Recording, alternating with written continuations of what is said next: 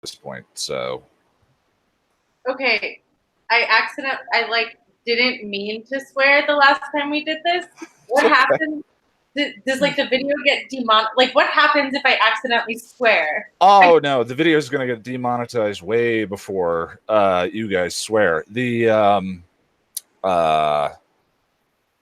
When we play, so I've had to fight copyright flags on most of the videos that we watch, and then we play them again in here, and they get reflagged. And I'm just not going to fight a copyright flag on what is essentially the channel's podcast. This is for you guys, and not something I'm concerned about monetizing or anything like that. Copyright flagception. I'm eating dinner. Yeah, if you watch a video that you made that has been copyright flagged before and you won the copyright flag argument.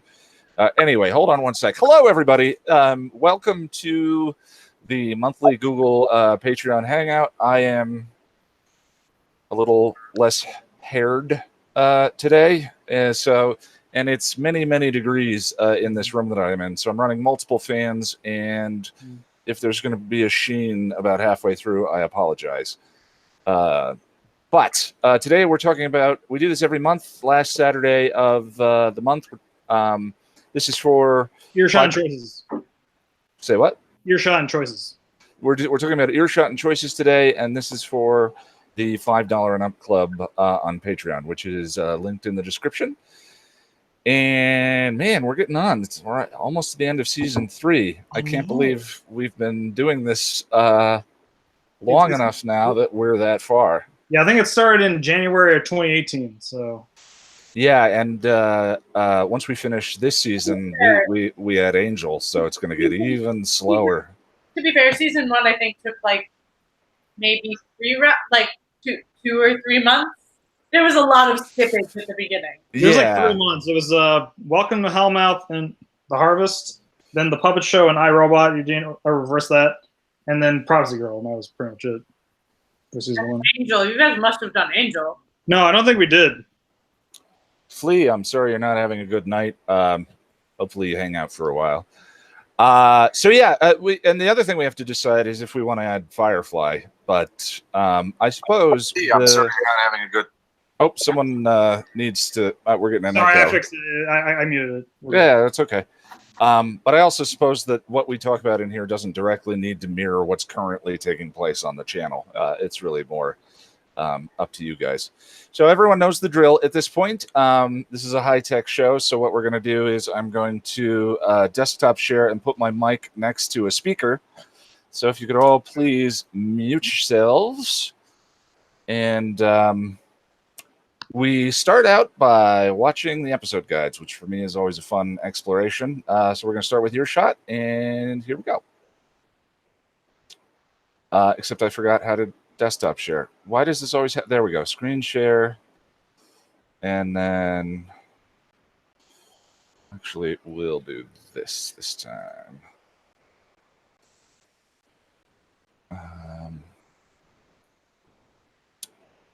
Sorry.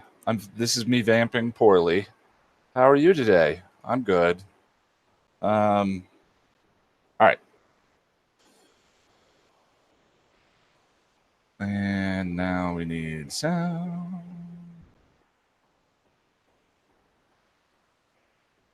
Season 2 of Star Trek The Next Generation took many steps to fix the problems of the painful first season, most notably in decreasing Gene Roddenberry's influence on the show. But it isn't until Season 3 that the show really breaks out. Gone are the pajama onesies of the first season. The silly and overacted melodrama finds a more grounded philosophical tone, driven more by character and less by the alien menagerie. Perhaps most importantly, Riker gets a beard.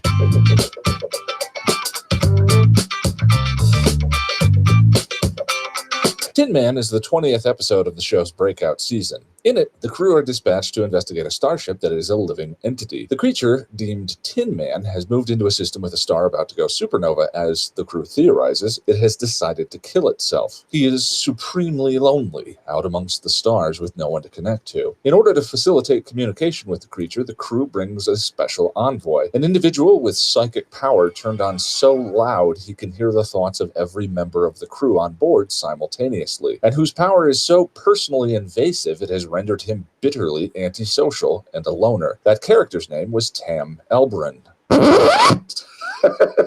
I love that name, by the way. Played by Harry Groener. As a passionate fan of both Buffy and Star Trek, I've always loved the parallels between those episodes, and, like Tin Man in Star Trek Season 3, Earshot is one of my favorite one-offs in Buffy Season 3, a season almost overburdened by terrific ones.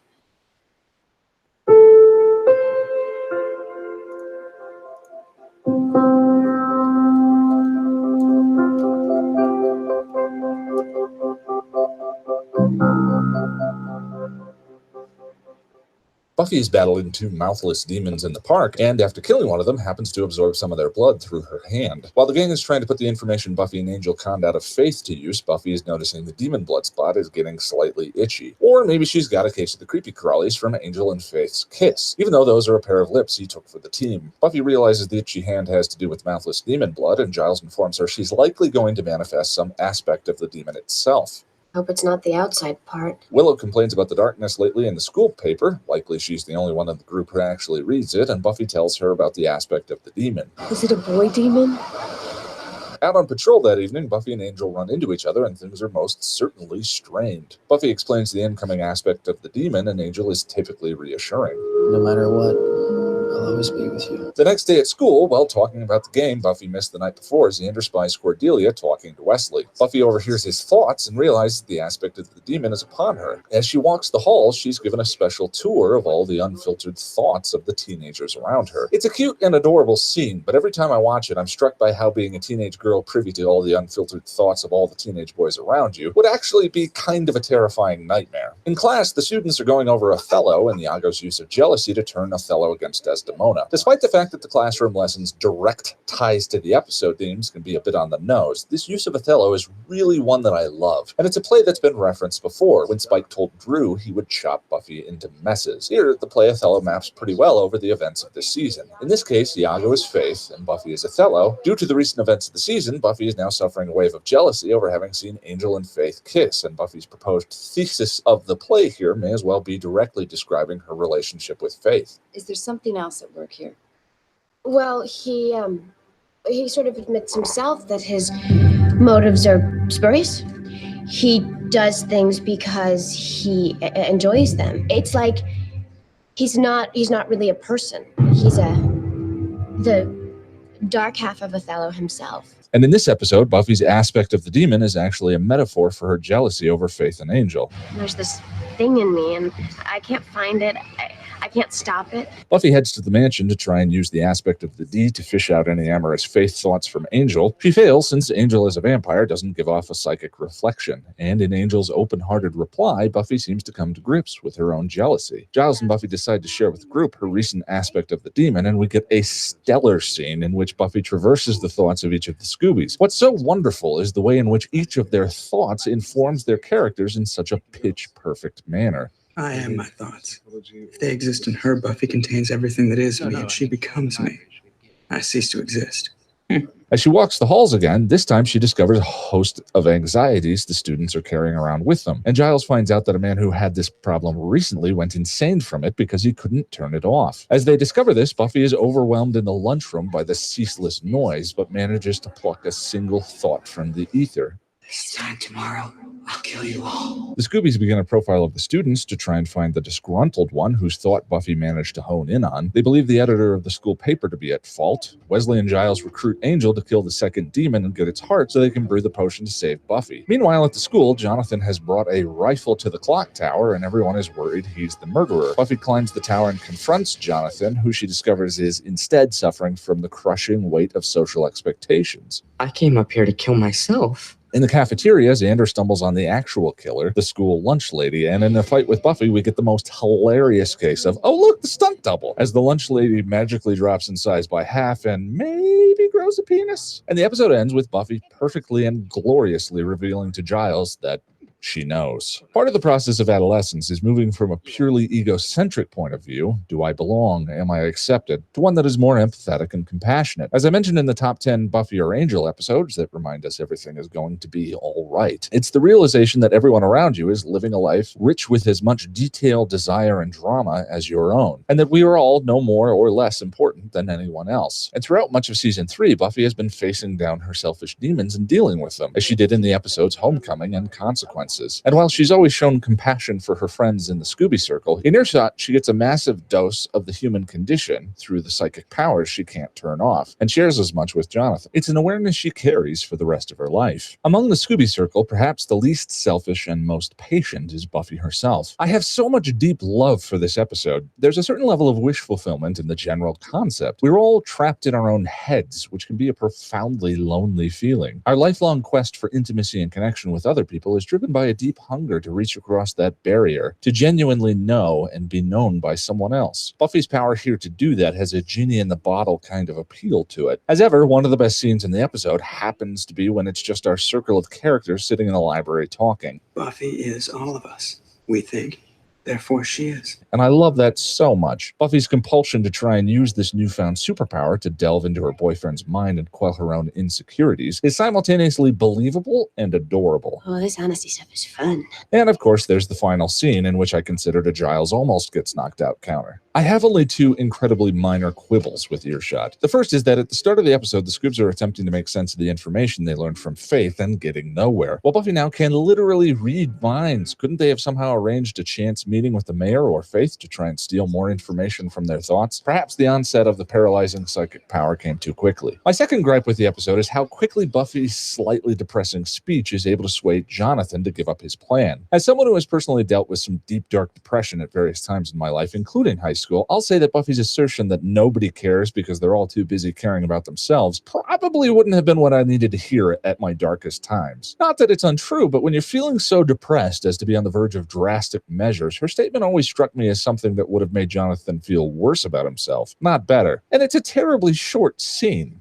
Buffy has gained this perspective through a whole day with a magical ability. Jonathan is expected to understand it in a short dialogue with a girl he doesn't really know. As a contrasting example, consider Buffy's conversation with Angel at the end of Amends. Sure, Jonathan isn't really a fully formed character at this point, but the conversation still could have felt more convincing if Buffy instead shared, say, the reasons she dropped out of her own life at one point and how she found the courage to come back to it. As it went, though, the scene in the clock tower just didn't quite do it for me. That's me projecting some, of course, and I accept that. Buffy is still the main character in the episode, and it's her journey that is of primary importance to the story, which is why I find that scene totally forgivable, and consider Earshot to be in the running for Best Season 3 one-off. Earshot was originally scheduled to air April 27th, 1999, but 7 days beforehand, the Columbine massacre occurred, and the WB decided not to air it until nearly the start of Season 4. Some 5 months later. According to Wikipedia, Sarah Michelle Gellar lobbied hard to have this air on time, thinking the material could actually help those affected. I'm of two minds about it, but I'll preface by saying the only thing I can state conclusively is I don't have anything wise to say on the topic of violence in media or schools. I can only speak from my own personal experience. When the Columbine shooting occurred, I lived 25 minutes away and had just graduated high school the year before. I had cousins who went to school there. As much as the message in Earshot is diametrically opposed to what happened at Columbine 7 days from the event, the last thing I think any of us wanted at the time was to turn on our television and see a gun in the hand of a high school student. But that said, just as I believe no topic should be off limits from humor, I don't think the topic of guns in school should be taken off fiction's table simply because it's one we're terrified of in real life. But if you don't have a perspective or something of value to say about it, it can be in extremely bad taste. It's too bad then that school shooting has become something of a genre in contemporary television. But Earshot has a perspective, and a valuable one at that. Buffy's development of empathy here is the next logical step in her growth this season, and will have some beautiful ramifications in the prom and graduation day. It's an incredibly important process, especially for Buffy, as being the Slayer can be so isolating for her. Significantly, it's the characteristic that distinguishes her the most from Faith.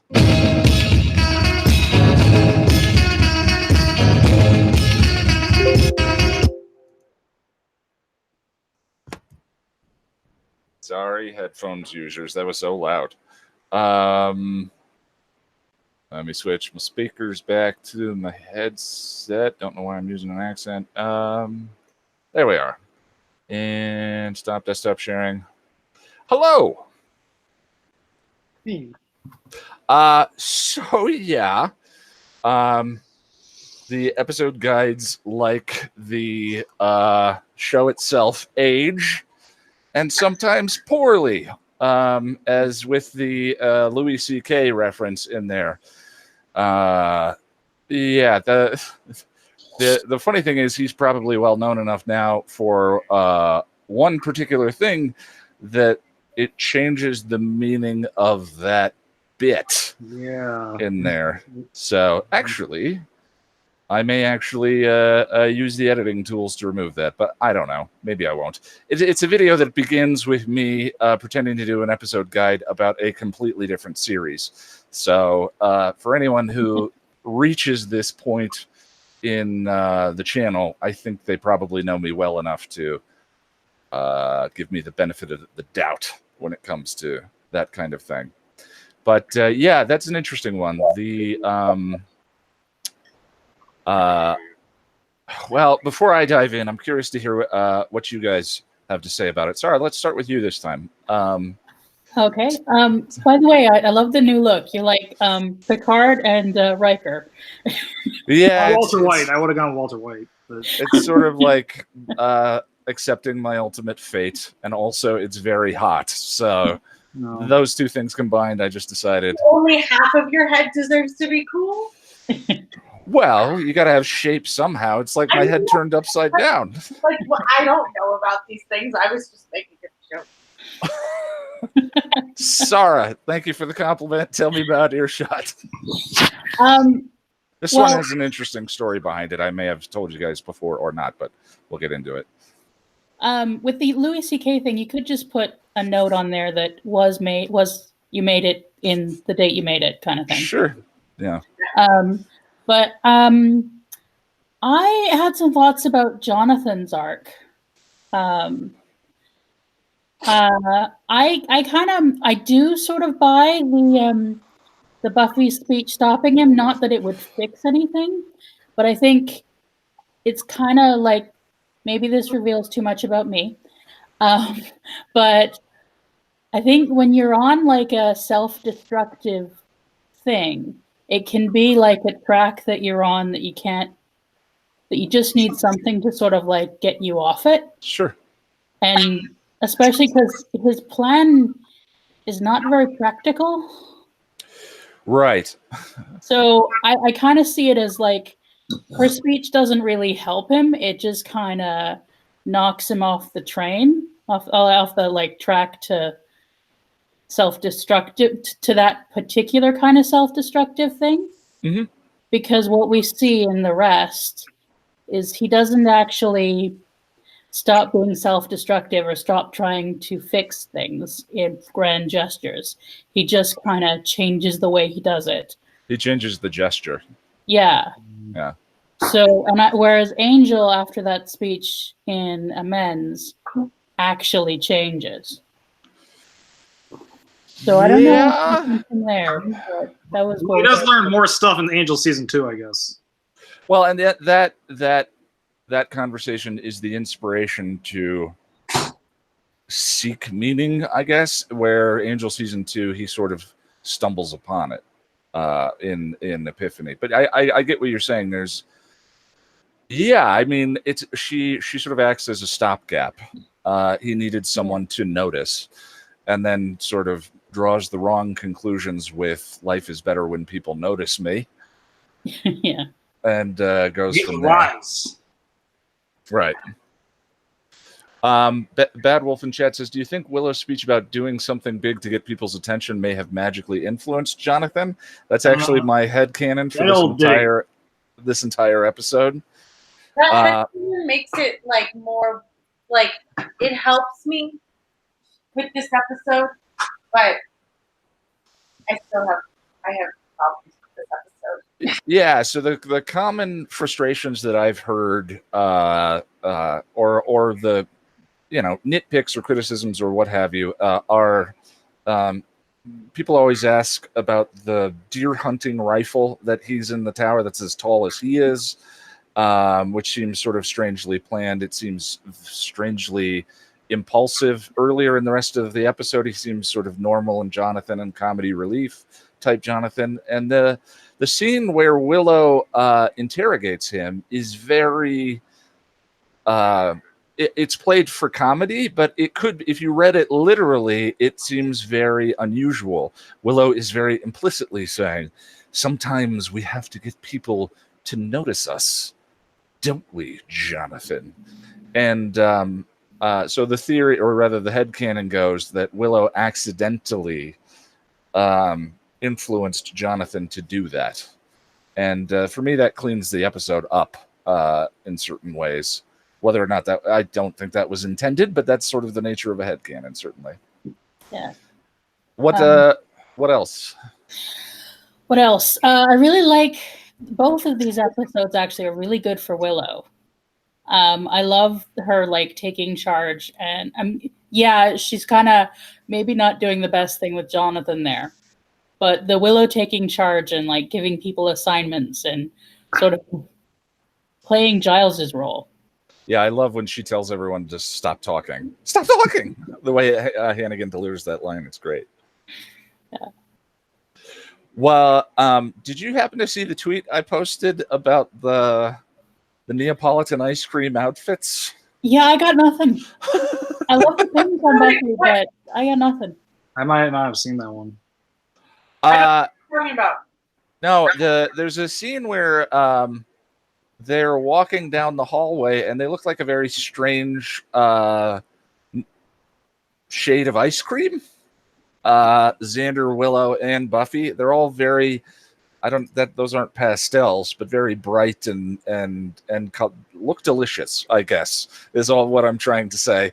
And of course, sorry, you being our resident costume expert, you were the first person I thought. I was like, does that mean something? Maybe. I didn't. If it did, I didn't catch it. I had one costume comment from the entire episode, and I won't go off on the rest of my comments. Just this: in the opening, when she's fighting the two demons, she's wearing a red jacket, and we all know that Buffy plus red jacket equals nothing good. Huh? Yeah, I didn't pick up on that. That just stuck out to me. Well, I just rewatched the episode because I rewatched it a couple days ago, and I was like, I need to take notes or this isn't going to go well. So literally 20 minutes ago, I finished rewatching it again. Yeah, I always do my homework right before class, so I'm very much the same way.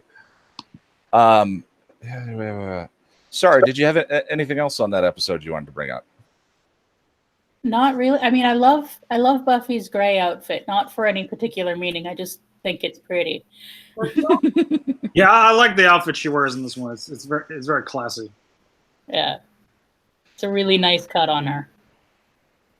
Are we talking about the one from the classroom scene or the one at the end? Because I think both look pretty good. But I was specifically thinking of the gray with the cardigan and the long skirt. Yeah. Oh, and I brought up my Othello, but I couldn't think of anything. I couldn't find anything more than you said. Yeah, well, hopefully that doesn't become. I doubt that will become an issue. Who doesn't have one of these? As the episode guides get longer and longer. Yeah.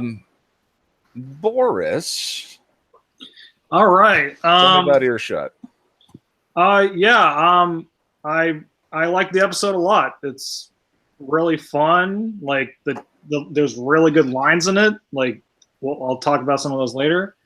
And yeah, there's definitely some definite issues with the episode. One thing that is pretty contrived is the whole the whole thing where Buffy hears the voice of the killer, but it's conveniently doesn't sound like any sort of gender or whatnot, so that they can't narrow it down right away. That's kind of one of those internal contradictions that are necessary for the plot, where you need Buffy to hear the voice, but then you can't have her get too much information, or else everything's kind of screwed. So Well, I had a couple of thoughts about the or questions about the psychic power this time too. So yeah, essentially the lunch lady was whispering in her head. I mean, if we literally interpret the psychic power, and the other thing I was wondering was, how often do we think in complete sentences, as opposed to sort of impulses? It's a super nitpicky thing, but you know, we're deep in this group, so I figured I'd bring it up. How often do we like think in images? And like, you know what? I'm going to let you go, and I will get into my issues with this trope later. Although there was like a mind reading episode where it was like pictures instead of words, that'd be an interesting premise. Someone should. Yeah. How else would you? I think it's one of those like there are certain storytelling conventions, because how do you show? No, absolutely. It's like image captions, because otherwise, when Xander's like naked women, naked women, naked no. It's like, is that just like an image caption? Because he's not thinking the words naked women. Maybe he is. Well, in that particular scene, they've just told him don't think about pink elephants. Yeah, no.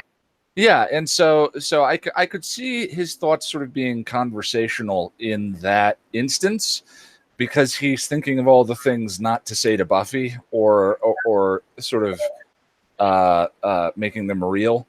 But yeah, I mean, I was watching the episode, making my notes and doing a couple things at once, and I just started noticing I thought in complete sentences when I was thinking about a note or something I may say to another person or something like that. But the rest of the time, it was much more of an organic, visual, sensory sort of thought exercise. So, but no, I have no idea how you would go about doing the trope where you would represent thoughts in the way they actually sort of occur in our own heads. It would be fun to do as an experimental thing. Yeah. And it's an old trope, obviously. I mean, I'll tell you the story about my interaction with Jane Espenson about this episode. Oh yeah, I heard once we're all done. But Boris, what else do you have? Well, yeah, just to continue what I was saying, like the episode definitely has issues, but like I think it's pretty well produced overall. Like, it's like it is a shame that the episode did have to get delayed, because it really is kind of vital to like like a lot of the development for the show. Because like with this episode, we get like we really get like more than any other episode prior to this, we really get a sense of the student body of Sunnydale, and like we get all the cast of characters. You have anything to say? I think we had a really good sense of the student body in whatever the first but continue. That's all I was going to say. Fair enough. Like we get some of that in Anne, but like I feel like this one's definitely a bit more personal as far as like we get to see like like past characters, and like you know, we got like Percy and Larry. And some people we've never met before. Yeah, some people we've never met before, but like, but speaking of those people, I enjoy like how this episode like handles things, where it's like, we're kind of looking at like suspects for the murder, and then we get to kind of enjoy like these side characters with like that one girl that's like jealous of Buffy, Nancy. Nancy, and like I there's a lot of fun with that, and I like the last part with her where it's like where Buffy's like jumping up the school, and she's like, I could have done that. And she's in Graduation Day too, so I don't know that we've seen her before, but I remember noticing her in the student body in Graduation Day. So there we got that payoff. Obviously also we get Jonathan as like the big payoff. Jonathan's the biggest payoff, like, but yeah. Because he like apparently someone, I think it was Jane, lobbied to get him as the guy in the towers, so that's cool, and obviously that's going to pay off down the line, so that's awesome.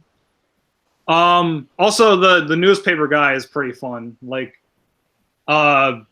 just like he's just like breadcrumbs that's deep.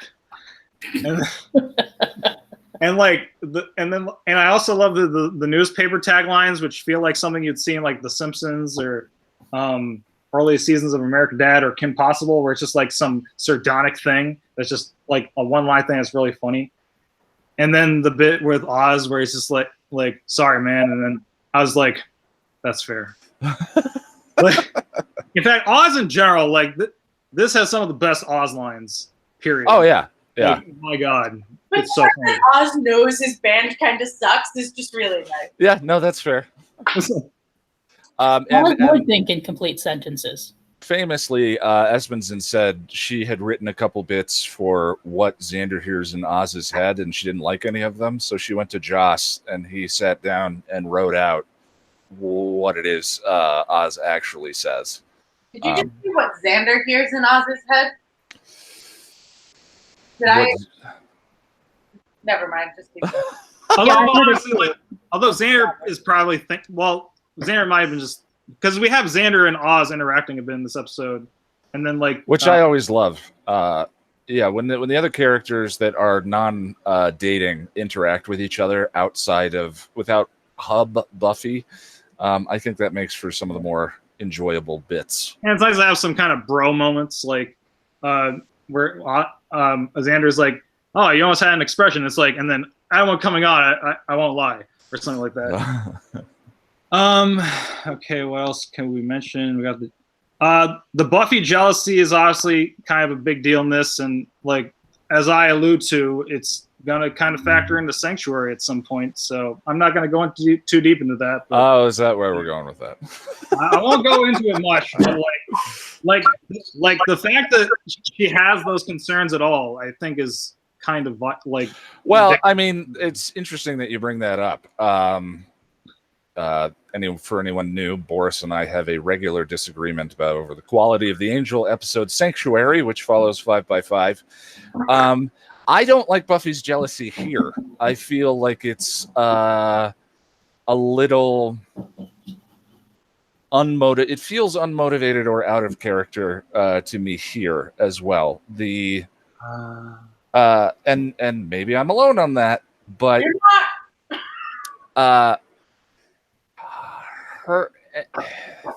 it's so hard to pick apart because I didn't try to do it for the guide. We focused on my dumb joke and then school shootings, but yeah,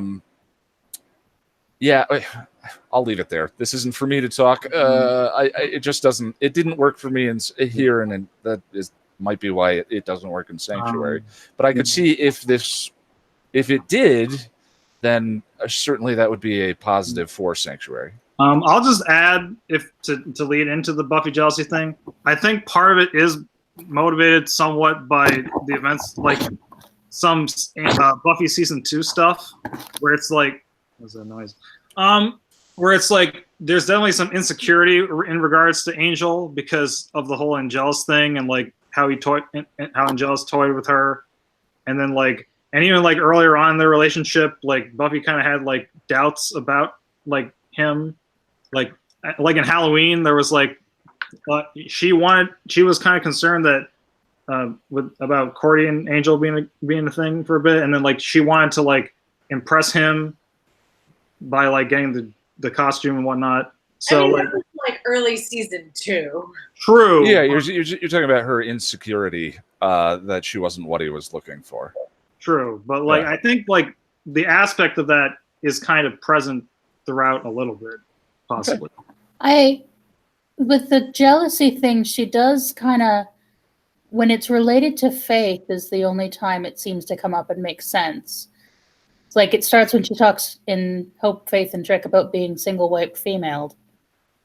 It's weird that the show kind of treats it as like a normal reaction and not like, and maybe it is a normal reaction, but like. Not something that she should just like deal with.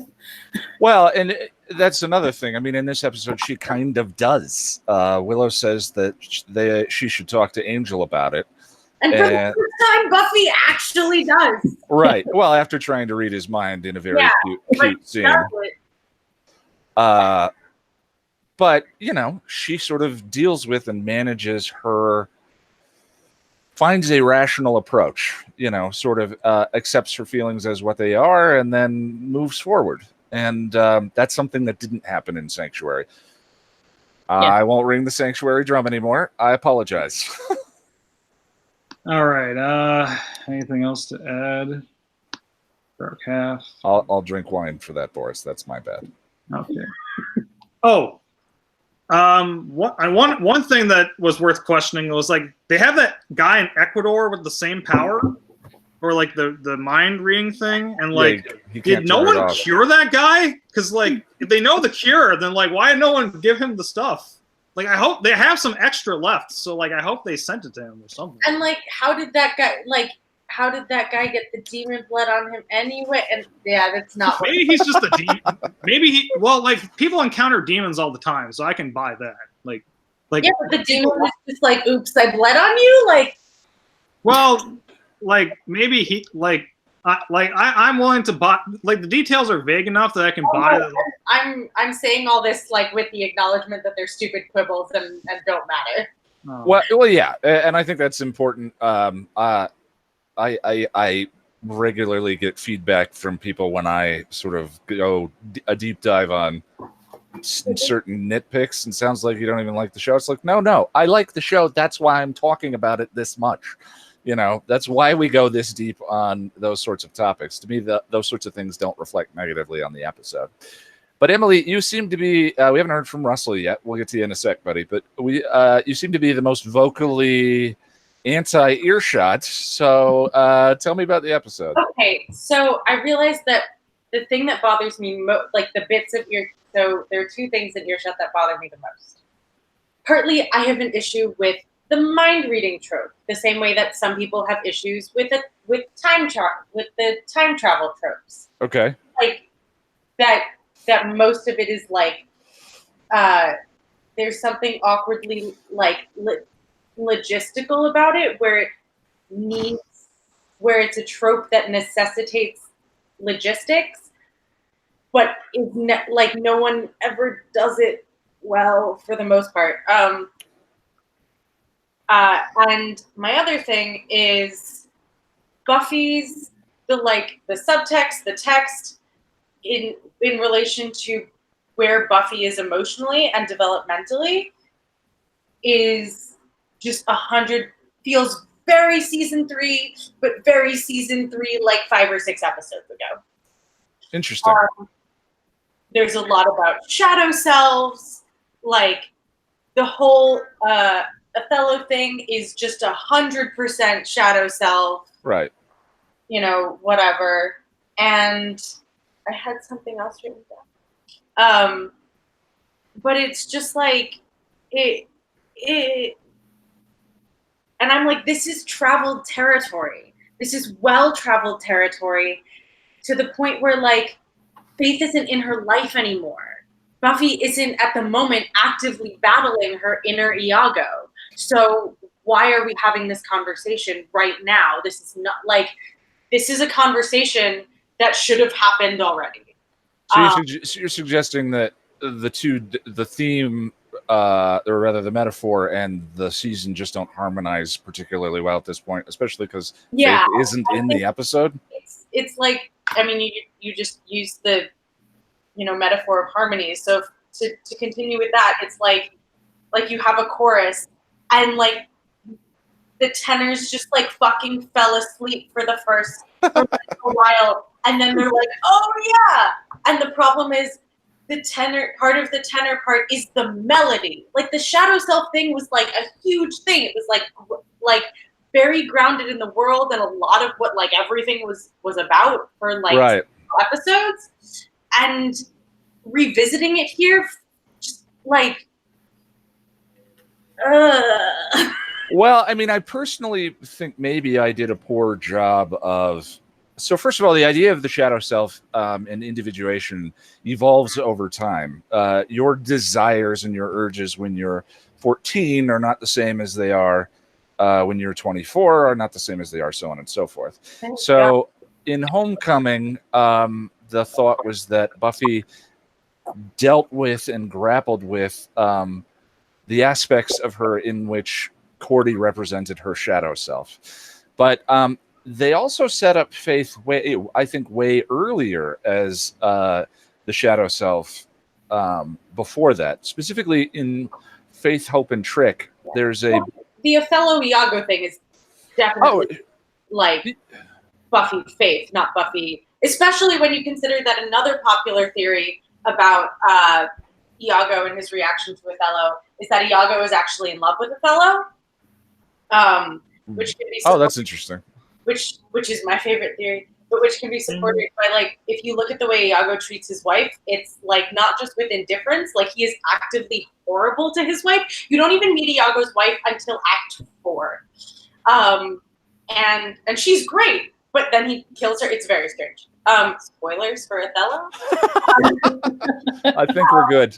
And there is like an actual scene in which like Othello and Iago like act out a marriage, like as though they're marrying each other. So if you also are familiar enough with Shakespeare that you know that as well, like the whole like the Othello, Iago, Buffy Faith parallels are excellent. But this comparison would have been beautifully placed and beautifully chosen like 5 or 6 episodes ago.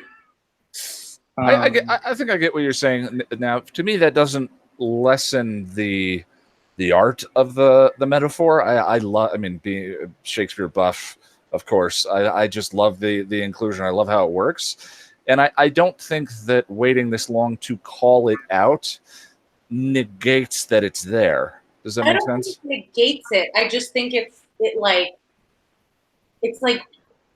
we don't have time. Like, part of me feels it's like we don't have time to be talking about this right now. Like, also because without Faith still actively playing a part in Buffy's life, it just falls flat. Like, falls flat. It feels like it doesn't negate it, but it weakens it. Not the argument, but the impact. I actually don't disagree with you, and I think that's one of the reasons for me why her jealousy at this point feels a little weird. Angel's a good guy. He's not Angelus, and certainly of all the people, and when she brought him back, or when Willow brought him back in Becoming Part 2, she looked into his eyes and knew the distinction between the two of them. And I think that part of hold on. I think that part of well, I lost my train of thought there. Something about Angel and the other metaphor, or rather the other fictional comparison that they drew, which was way earlier on, was Single White Female. The movie Single White Female. And I don't go into this as deeply as Mark does in his book. But there's a Single White Female there's a very close comparison between that story and Othello as well. White Female. Yeah. It's about a woman who has a really lovely and wonderful life, and she moves a roommate in, and the roommate proceeds to try and take her life from her. It's a Jennifer Jason Leigh plays the Iago part in the story, and it's a very interesting mid-90s suspense thriller kind of thing. And Buffy specifically says, "I'm the one getting single white femaled here." And that's a reference that maybe no longer holds up for us, because it was sort of a pop culture movie in the mid-90s that was ubiquitous for a little while and then kind of went away. Although I would say, like, the phrase "single white female," I can kind of get. I didn't even know there was a movie. I could just I could figure that, like, what she was getting at that like Faith was like a person that was imposing her life. It was kind of obvious. I mean, that might be the influence I think that movie had on the culture, is that even if you haven't seen the movie, people have heard the phrase "single white female." Yeah. I hadn't until your video, but I was able to figure it out via context clues. Yeah. I definitely should have talked about that movie when it happened. What else do you have? Okay, so the one thing about that I think they do well with this particular iteration of the mind reading trope is the angel doesn't have a psychic reflection thing, which is like convenient, but it's like, but like I said before, one of the issues with this trope is that it requires like solid logistics, and that's a specific solid logistic as to why she can't hear his thoughts. But it also like it's like, okay, so if she's actually here, so if that implies that the thoughts she hears are reflections, like it's basically like light bouncing off of other people's minds and going into hers. And like if they had embraced, I think if they had embraced that a little more, maybe I wouldn't have bothered me so much. But anyway, I like that specific. I think that's a really clever and really effective way, and it doesn't make me feel weird when he says that of making it so that you can't read his thoughts. Sure. There's no reason why there should be a parallel between mirror and psychic essence, but the fact that they sort of feel similar makes it feel much more justifiable and easy to accept. Yeah. My favorite part of the classroom scene is so the teacher asks like why might Iago not like Othello, and Buffy says, reads her mind and says he got passed over for promotion. She's like, what else? And then what's her face redhead goes, race, and I'm like, and it's just like so awkward. And the teacher's like, yeah, I can't forget that. Everyone clearly feels very awkward, especially in Sunnydale, where like everyone is white. So it's race or something. That was it. Yeah. Screams. She just like yells race, and it's so weird. And, like, well, I think also some of the awkwardness was that she really wanted to say it to like beat Buffy to the punch. Yeah, it's all kind of awkward. Well, the other thing when it comes to Buffy's like emotional development that feels like well-traveled territory is the isolation she's feeling, which is like a thing that never goes away, and I understand that, but like the thing with the basketball game and whatever, like other than that, like she's not feeling isolated from her friends at the moment. She's just not. You can tell she's talking to Willow actively about being worried about the aspect of the demon, about her trouble with Angel. She's talking to Xander. She's talking to she isn't in one of her I feel super isolated periods. Like she's obviously always going to feel a little bit isolated, but like it just seems misplaced. Well, I think it's interesting. There's a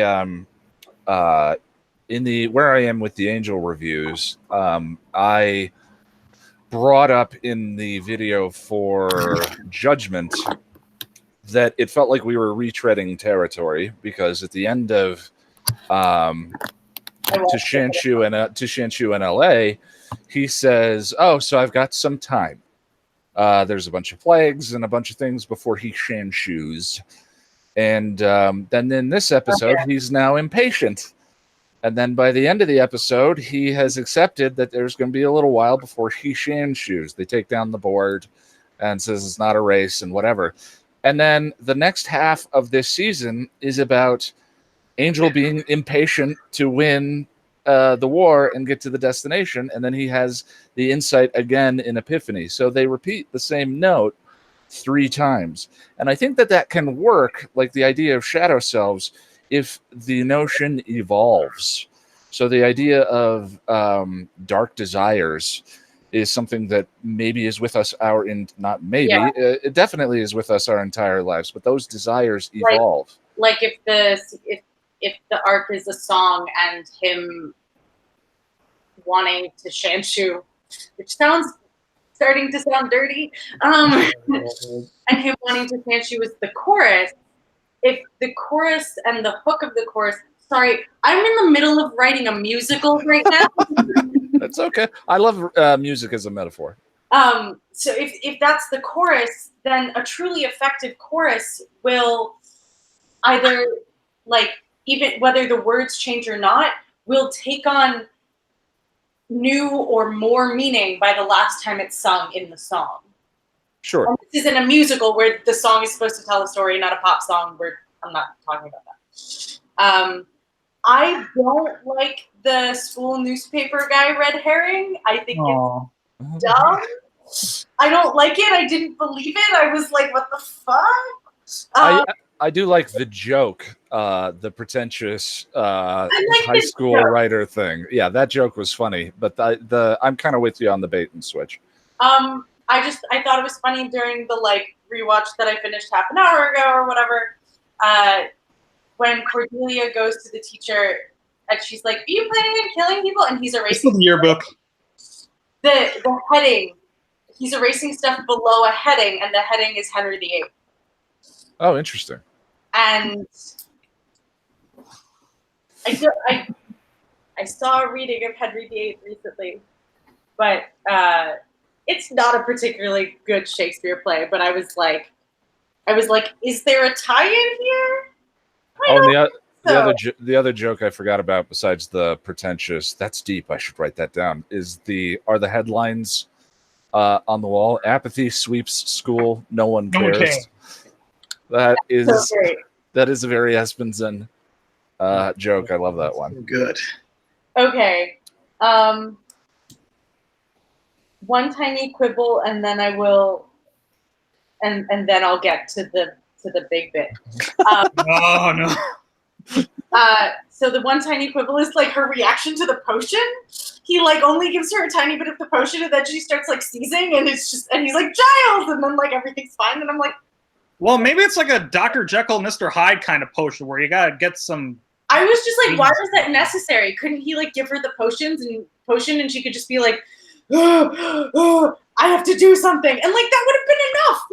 Like we have urgency. There's a ticking. Like it's fine. We didn't need her to randomly seize for no reason. Okay, I mean, it's not necessary, but like whatever. That's my tiny kibitz. I had a thought on your thing with the Othello. Okay. I think one of those like how it could have worked. Kind of that conversation that she has with.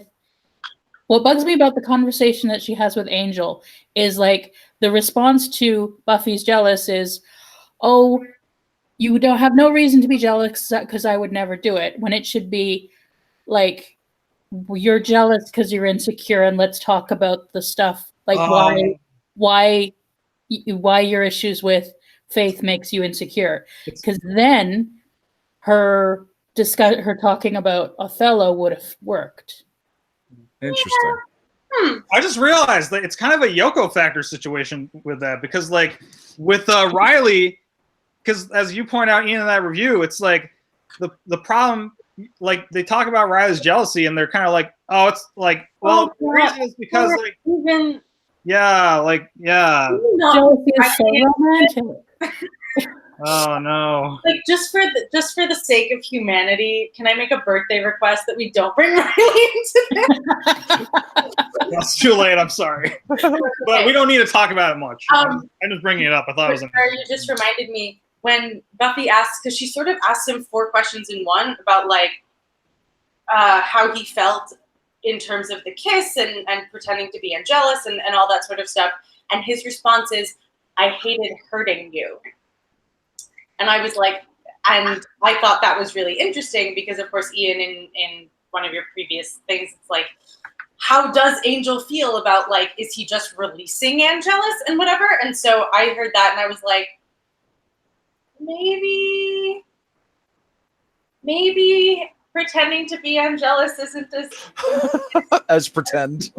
Well, yeah, I didn't get to punch Xander. That was nice. Yeah, there was really no reason to punch Xander. It's weird that there's always a reason to punch Xander, but within the story, it had to be convincing. He didn't need to do that to sell to Faith. They could have pretended that the bit was still on. Angel just wanted to punch Xander. And that it gets to that question again of pretending to be or letting him out, which I think is always interesting with Angel's character. All right, what's the big thing? The big thing is the clock tower. Okay, yeah, that's a big sequence. I hate the clock tower scene. Aw. I'm not particularly a fan either, but why? Why doesn't it work for you? So when I first watched Buffy, it was the summer of 2015. And so, which is one of the reasons why Problematic Season 6 was my favorite season, is because I was like, oh, look, everyone's depressed. So am I. Right. So the whole, like, Jonathan has a shotgun and the whole thing is set up dumbly anyway. But it's like, I don't care. I don't care what's happening. The absolute wrong thing to say to anyone who is contemplating hurting themselves in any way is no one cares. Yeah. Full stop. That is if you want them to go through with it, that is exactly what you say to them. You say no one cares. Because that's literally what Jonathan says. He literally says, I'm doing this because nobody cares. And she's like, yeah, you're right. And I'm like, no, but then he would have killed himself at that point. He just would have done it. Maybe not, because having a witness is anyway, makes it harder, and I understand that. But it's just, I hate it. And I think the writers or Espenson's identification as Jonathan, who as a character who we already know, so that's useful. Kind of care about just enough that we're not going to get super emotional about the fact that that he's in such distress. It's a distinctly one-off episode decision. Yeah, but he has been accurately identified as someone who is plausibly suicidal. Sure. Even without the Willow headcanon, we hear his thoughts twice, and they're both along the lines of she noticed me, and one is she touched me. And honestly, that alone, you're plausibly suicidal. That's which is horrible. But enforces the fact that the reason he's killing himself is because nobody's noticing him, and he feels completely alone and completely unnoticed. and you even say in the video, Ian, you're like, wouldn't it be great if Buffy was like, yeah, I feel you, dude. That sucks. Yeah. I have felt that for reasons, and it would have been a little tricky because she can't really tell him the reason. Which he then, I don't know how. I just realized I don't know how the trio ends up figuring out that she's the Slayer, but that's another discussion. I think Jonathan already knew at this point, because he makes a point in this episode where it's or Buffy is I could have taken that away from you. And then Jonathan's like, I know. Yeah. So, I think he knew. He knows she's different. And yeah, okay, it still would have been hard because he's put down, and at the very least in the way that she is different, she's got superpowers and shit. But Josh in chat wanted to point out, she also thinks she's talking him out of a murder at that point, not suicide. That's true. And that's because the suicide reveal. The suicide reveal is the last line in that scene. No, it's not. Yeah, it is. Oh, it is? Yeah, the writers did know what they were writing. That's true. Wow. That is true. That's always an issue when it comes to this kind of thing. But Jonathan says, I came up here to kill myself. Suspenseful music, cut to a shot. Oh, we got to talk about the Jello. I got to talk about the Jello. Well, hold on one sec. Go ahead, Emily. Don't kill these people. Right. Because they don't care about you. She's trying. I mean, I think the way that I would to me, she's trying to impart empathy and compassion for other people without showing it for him in that scene, which is the starting point. Feeling empathy, she's just trying to explain empathy to him, which like no one in an emotional downward spiral wants empathy explained to them. Nobody, not a single fucking person who is feeling that way wants other people's feelings explained to them. Because, like, suicide and self-harm and that sort of thing, and I really hope I'm not hurting anybody or insulting anybody when I say this, and I am going to be fully open about the fact that I say this from experience. But it is in certain ways selfish. It's about you, and you don't care about anyone else in that moment. You just don't. And the thing is, people who commit school shootings or people who commit mass shootings who are mentally ill, it is essentially the same reaction as suicide. It's just external instead of internal. Right. So the way to talk someone out of it is maybe not exactly the same, but very similar. So even if you think she's talking him out of murder, not suicide, I still hate it, and I hate it so much.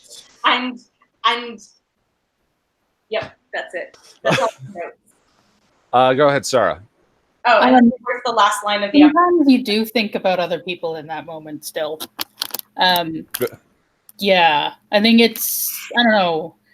I don't think the writers understood the gravity of what they were dealing with, which is a problem I have with this episode. I also don't think it's aged well, but that's something I'll talk about in a minute. Go ahead. But yeah, I don't know. It's so complicated, but I do think there can be something to the saying people do feel, because it can be yes, I feel this too. Yes, everybody feels this. It's not, Buffy isn't going about it the right way, but I think, I don't know. I don't think everybody is totally selfish in those moments. I think there are so many different ways to get into that headspace. Yeah, and I think it's a much longer conversation than the episode itself. I think it's enough to say, as you said, that I don't know that the writers knew what they were dealing with in that particular scene, and I think that it has aged poorly in a way that I'll talk about it in a minute. But I wanted to give Russell a chance to speak, sir. You've been awfully quiet and muted. Hey, Ian. Hey, bud. I don't have a whole lot for Earshot, just because of the whole suicide murder element to it. I didn't like the whole rat poison thing. Oh no, I like the rat poison thing. Humorous, because it's still attempted murder. Right. So to me, I was like, ugh. And how does somebody go to that place and want to do that? Yeah, it wasn't humorous to me at all. Well, to me, that gets back to the idea of harmony of elements, and some of the humor in this is a little slapsticky, and the clock tower scene also wants to land with us in an emotional way. And those two things, I think, don't go together, which I think is maybe what you were trying to say. Is that? Yeah. I don't mean to misrepresent. Yeah. I didn't like the misdirection either with the whole rifle putting together. I mean, if he was up there for suicide, he would need to have the whole rifle and the whole scope thing. I didn't care for that part. The other part of the episode, the aspect of the demon, I'm not sure how spoilery I can get here. I think we're good. Anything you want. We're good. Yeah. Okay. Buffy already has an aspect of a demon, That's being the Slayer. So my first watch through this. Yeah, I didn't even think of that. The idea. But I guess you have both, right? It's not impossible. Wouldn't it? Well, it's magic. I don't know if there's any definitive rules on this stuff. Well, You know? in the only specific reference I can think of to in it is the Dark Age, where Angelus takes the I can't remember the name of the demon. Igon. Angelus takes Igon into him, Angel, excuse me, takes Igon into him, and the demon that's already inside him battles for control, and the demon inside him wins and kills, which is such a kind of a lame ending. Now that I said it out loud, I've not actually spoken the end of that episode before. Wow, is that stupid? I actually kind of like that. Yeah, you're in a review, but I actually like that ending. But the Dark Age still kind of sucks. But whatever. I don't want to. I like Dark Age. Anyway, Russell, back to you. I just don't have a whole lot for this. Season 7, it's like, yeah, we put some demon in her, and that sounded dirty. And that was dirty. We put some demon in her, and that's how a Slayer happened. And then, I noted in chat, I phrased a particular line as Buffy is dealing with the aspect of the D. Oh no! I was like, oh no! Was that? Was it a boy? I didn't do that on purpose, but holy hell, does that not work? It works with Willow's joke. Yeah, is it that? Oh yeah. I also love was it a boy demon? Was it a boy demon? I also love the comment. That line is excellent. Her delivery in this episode is flawless. Yeah. Also, the one comment under this guide about like connecting it to the stunt double was great of the lunch lady. Where you're like, because you said like she may have grown a penis, and then like someone made a joke about that in the comment connecting. Oh yeah, there's a surprising amount of penis humor in this. Some intended, some not, on my part. But so let me check my notes on this real quick. First of all,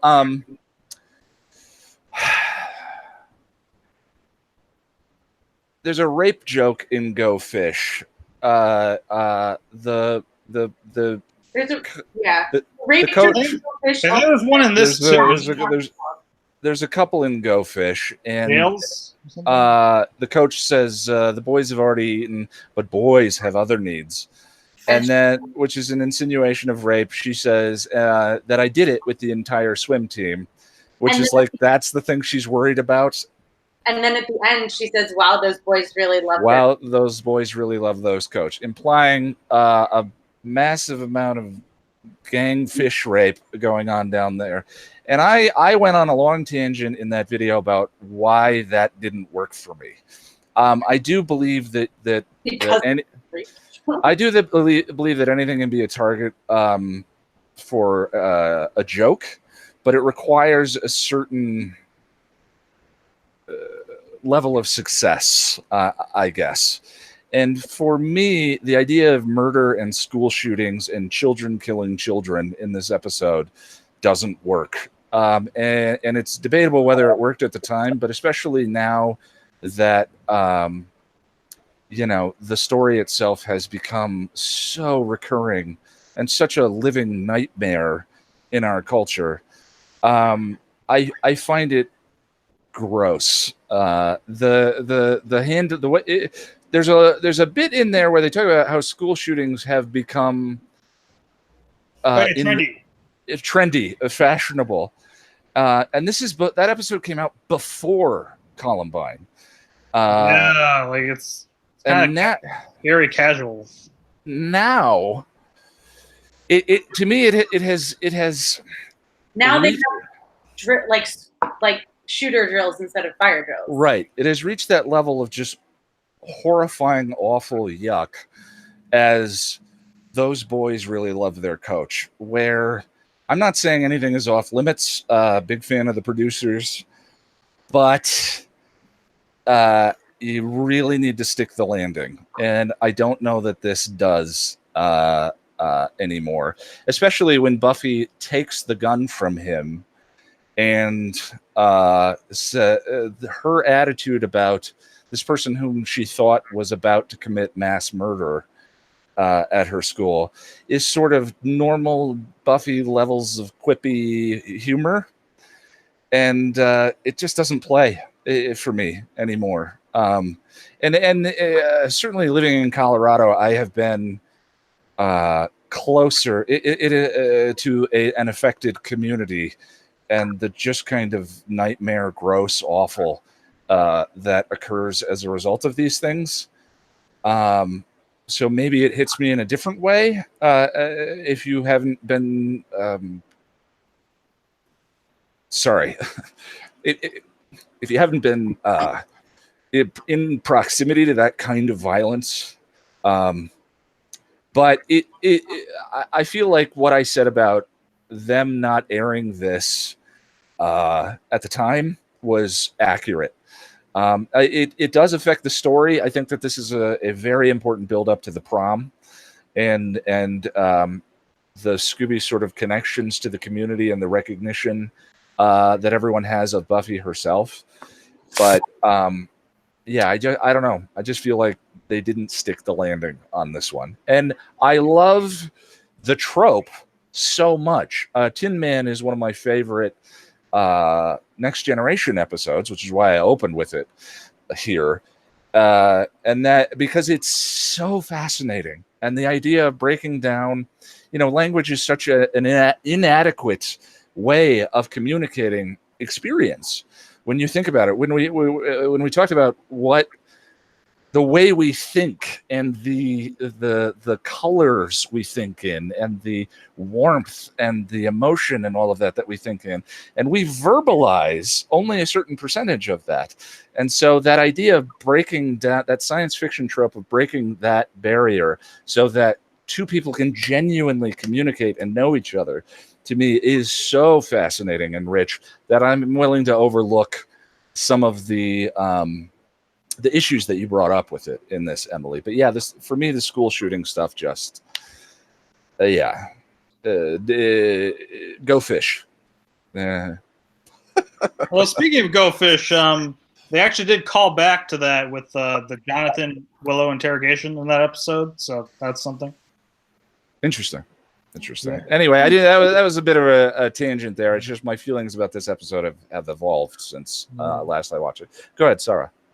Well, that just made me think of I'm flashing back to, I don't know if you watched ContraPoints at all, but she had an episode a little while ago, a video. You should definitely check her out.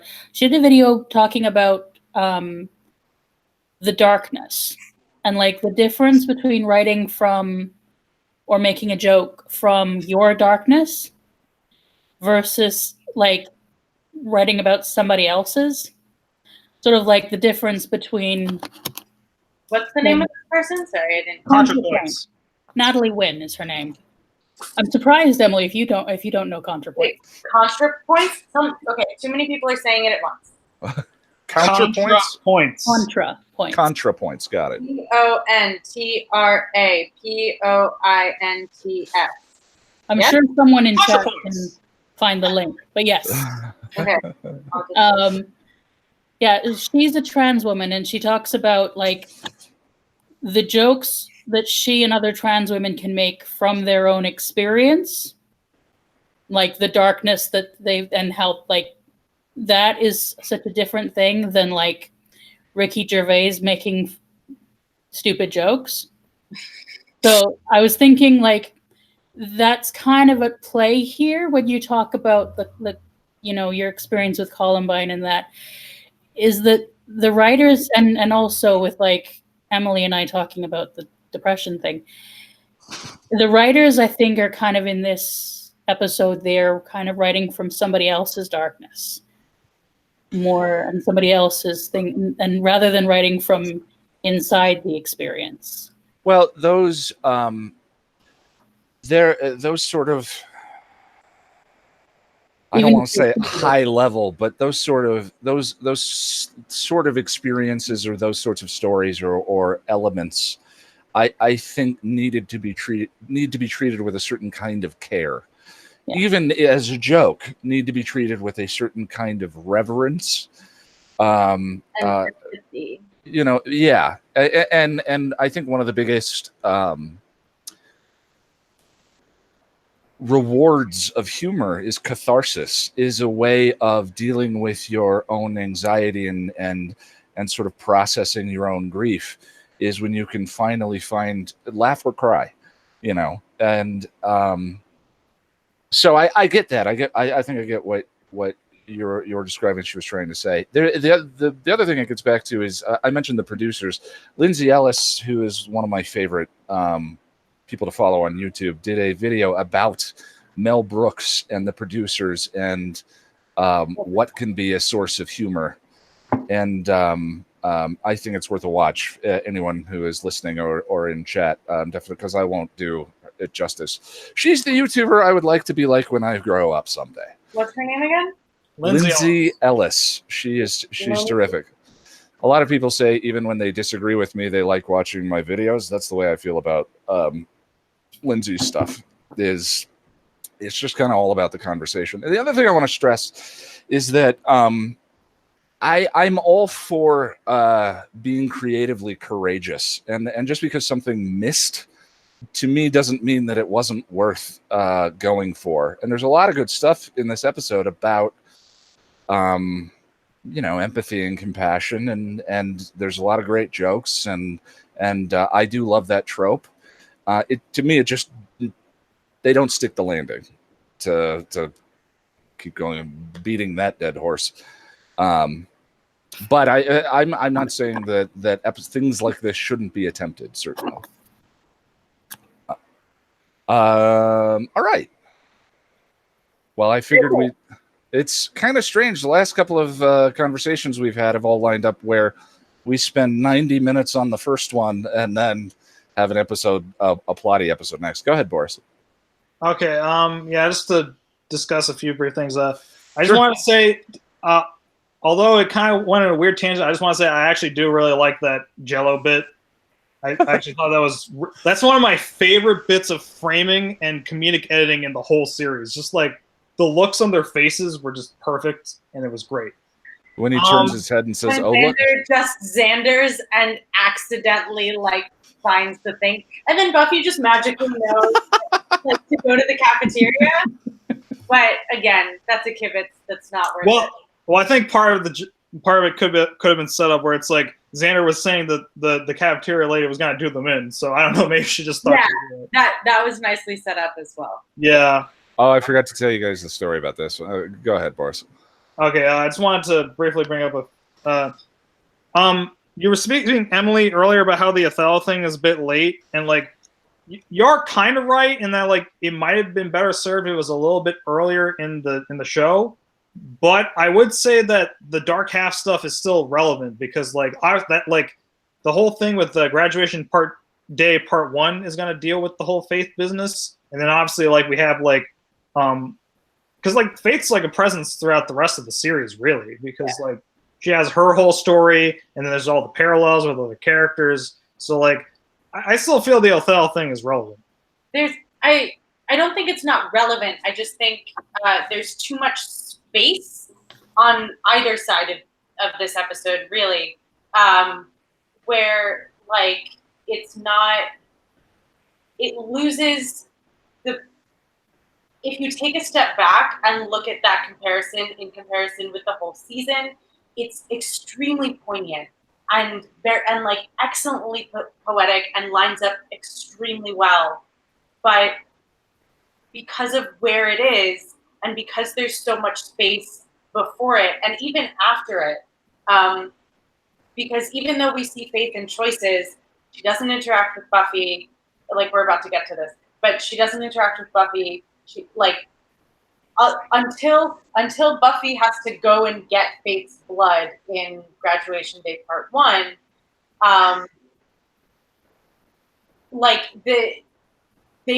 they haven't been interacting for a while, so it's not right there. It's not in the moment, and we're talking about drama. We're talking about timing is important.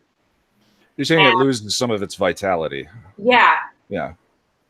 Because it's just at that point it feels why are we revisiting this?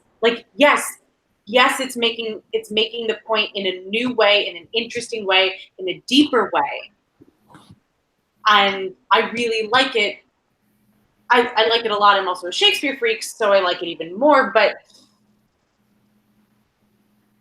it's just the timing is so off that it feels like I've tripped backwards over something. Yeah, I think that's why the musical analogy kind of works. You know, the stretches and the elements of a song would sound very strange if you played it at the beginning. You know, like the chorus of a song. I think there's an ideal time and a place for everything in structure. Right? Yeah. It's just structurally bad. Anyway. I still am sort of I don't watch the channel. I find it crass. So I commented again in my own notes about the Chappelle Show joke, what women want and versus what men want. And I still I have no idea what you're talking about. There are a lot of real dirty jokes in this that they mumble over. So there is a when he's standing when she's walking in the hallway and she's here's the her dude up against that locker. Exactly. And then he goes and it goes there's just a sound to cover what would have made a rated R episode if they had actually included it. And the problem is she's walking around hearing the testosterone fueled thoughts of teenagers everywhere. Like I'm very struck by how much of a horrifying nightmare this gift actually would be, especially in certain contexts. Yeah. No. You know, I don't want to. It does kind of go with the whole like be careful what you wish for thing, because I think like Buffy first is like pleased to hear that they think she's pretty, because there is a sense in which it's kind of nice to think that people think you're pretty, but you don't want to hear the rest of it. Yeah. I mean, sometimes you want to hear the rest of it. Well, and when you want to hear the rest of it. When you want to hear the rest of it, yeah. I suppose speaking that out loud too, it in a weird way fits with the high school as horror kind of idea, but maybe not in the way that it feels like this light, fluffy, funny episode it was intended. It's high school as the horror genre, not high school as horror, which is just high school. Like that's just high school. Yeah, the episode, that's the only thing that I have terrible thoughts. You know, the episode doesn't. We all have dark, terrible thoughts. That's just like uncontrollable thoughts come and go, and then you go, you know. I just remembered Xander makes a comment about. He says, like, who hasn't idly thought about? Yes, I forgot to bring that up. And everyone looks at him like he's nuts. But for me, that moment totally tracked and totally landed and made complete sense as to why Xander would say that. Yeah. Because he's not the person who would do that, but I also think it's like disingenuous. I think what's off actually is that everyone looks at him like he's crazy. Yeah, like Xander's the weird one for having said that. Is the weird one, but there is. I don't believe that and because who else is there? It's Cordelia. I mean, maybe not. Pretty much everyone is there, really. It's Cordelia, Giles, Buffy, and Willow. And we're not going to count Oz because who knows what the fuck. Does Oz feel things? I mean, he feels things in season. He has some emotions. Sometimes. We'll see that in choices. He totally does. He doesn't express them. Giles and his demon drug trips. Cordelia and the anger that she felt towards Xander, Buffy and the anger that she feels frequently, Willow and the anger that that we haven't seen yet, but she definitely, like, those feelings maybe don't translate for those people directly into, like, shooting up the school, but they have all definitely at some point, if not actually done it, like, wanted to hurt someone. Sure. Ethan. Yeah. Well, okay. Yeah. She actually punches Ethan. Yeah. Yes. Yeah. No, I mean, Band Candy is I think it's in my top 10. We didn't talk about the revelation. Which one? Oh yeah, twice. Oh yeah. Well, I think they do that. It lands so well the way they treat it. I mean, Buffy, come on, just. I mean, the last line did the right thing. The last line is excellent, but my favorite consequence of that revelation is actually in "Who Are You?" The stevedore? Oh yeah. Is when she's trying to prove, you know, she's Buffy not a concussion, which is amazing. But when she's trying to, like, prove to Giles that it goes that it's Buffy, and she's like, "Oh, when I had when I could read people's minds, and my mom said that you were a stevedore during sex." A stevedore in bed, and I created like. And then what's a stevedore? What's a stevedore? Yeah, that's a great callback. Like, I still haven't looked up. I can tell you what it is. What's a stevedore? Oh, it's a name for the dock workers who used to load freight on and off of boats. I don't know why Joyce was spending so much time at the dock. So much about That's one of the most fascinating biographical details about Joyce I've ever heard. That's great. I feel like that also explains how she ended up marrying an asshole. Well, I just noticed that we are at 90 minutes on one episode, so I really need to move us forward. So I think that was that's a tough episode to talk about. That was a good discussion. Let me. My volume's turned up really loud. Sorry. I accidentally started playing the next episode. So if you all could please mute yourself, we'll get into choices. I don't have a ton on this one, but we'll go as long as we need to. Hold on one second.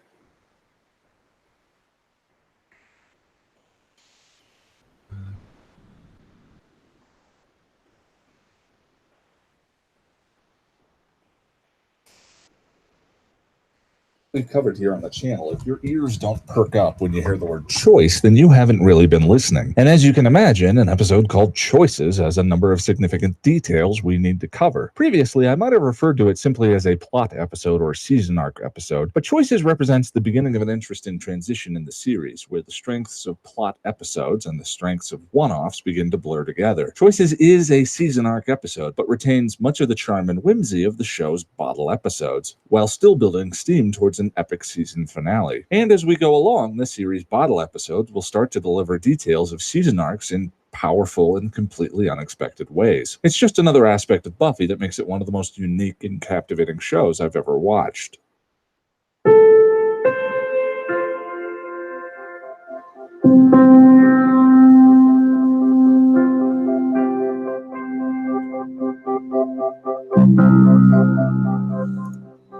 The mayor has gotten Faith a new present, and Faith jokes that the mayor wants her to help a friend move a sofa.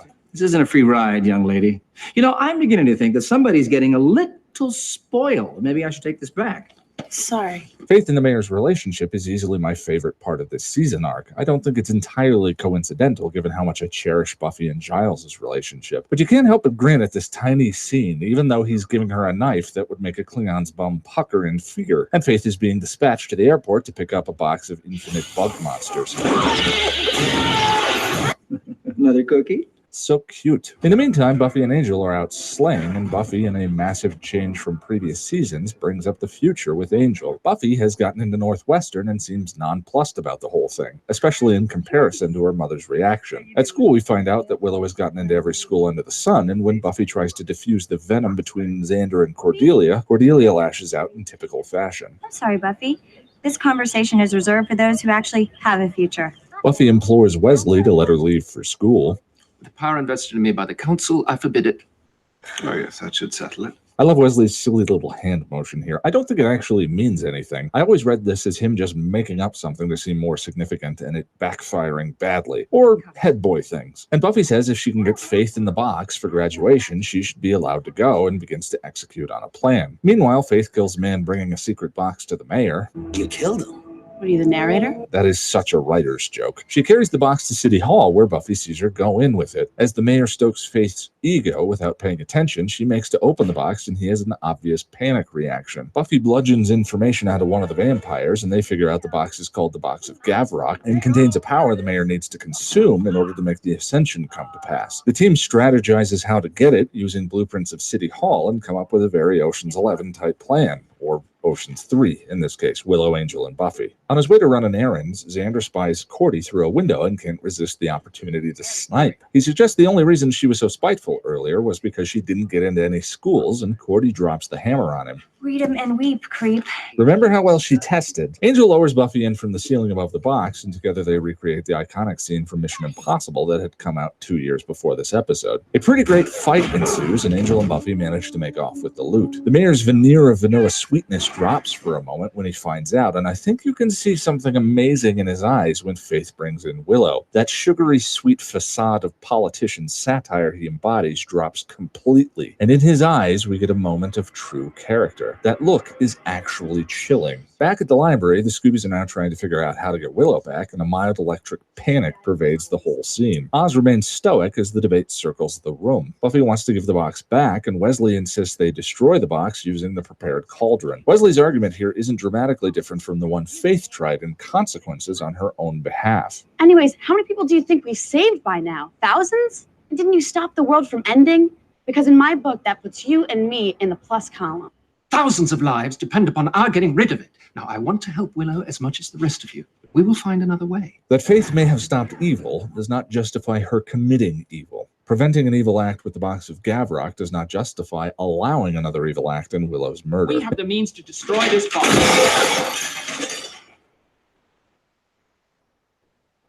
At City Hall, Willow is locked up and a vampire intrudes to have a little taste. Willow levitates a pencil and stabs him in the back. I love David Fury's callback here with the levitating pencil. She then does some exploring, and in the lone scene I kind of despise in an otherwise fantastic episode, stops to read the books of Ascension for a long time. So long, there's even a musical cross dissolve in the mayor's office. The Scoobies have the Box of Gavrok, which effectively blocks the mayor's plan. The only liability right now is her being in their hands. Just get out. Stuff some of the pages in your jacket and run. Anybody with brains, anybody who knew what was going to happen to her, would be trying to claw her way out of this place. Unsurprisingly, Faith catches her, and there's a little standoff between the two of them in which Willow manages to scar Faith with words. You're just a big, selfish, worthless waste. You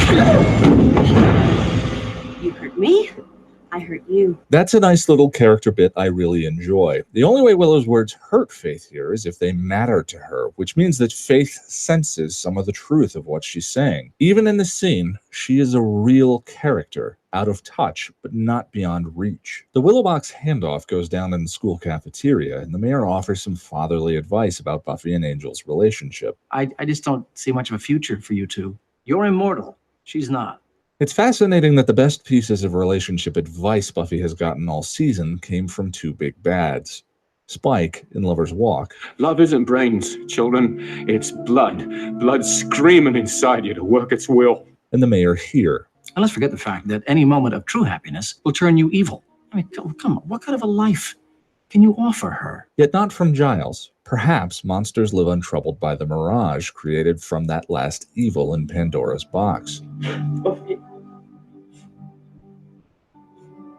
Hope, whose apparition can make us so focused on the way things could be, we no longer can see them for how they are.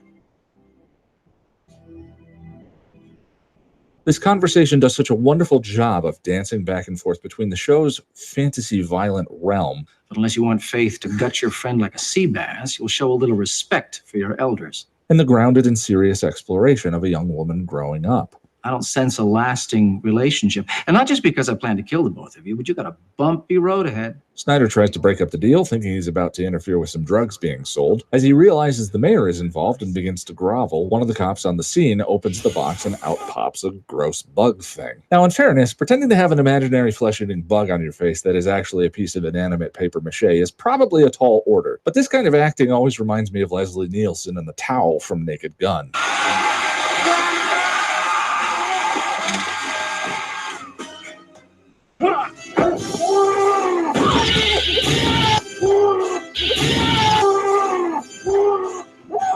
Faith kills the bug but leaves the knife behind, and Snyder gets his best line in the series. Why couldn't you be dealing drugs like normal people?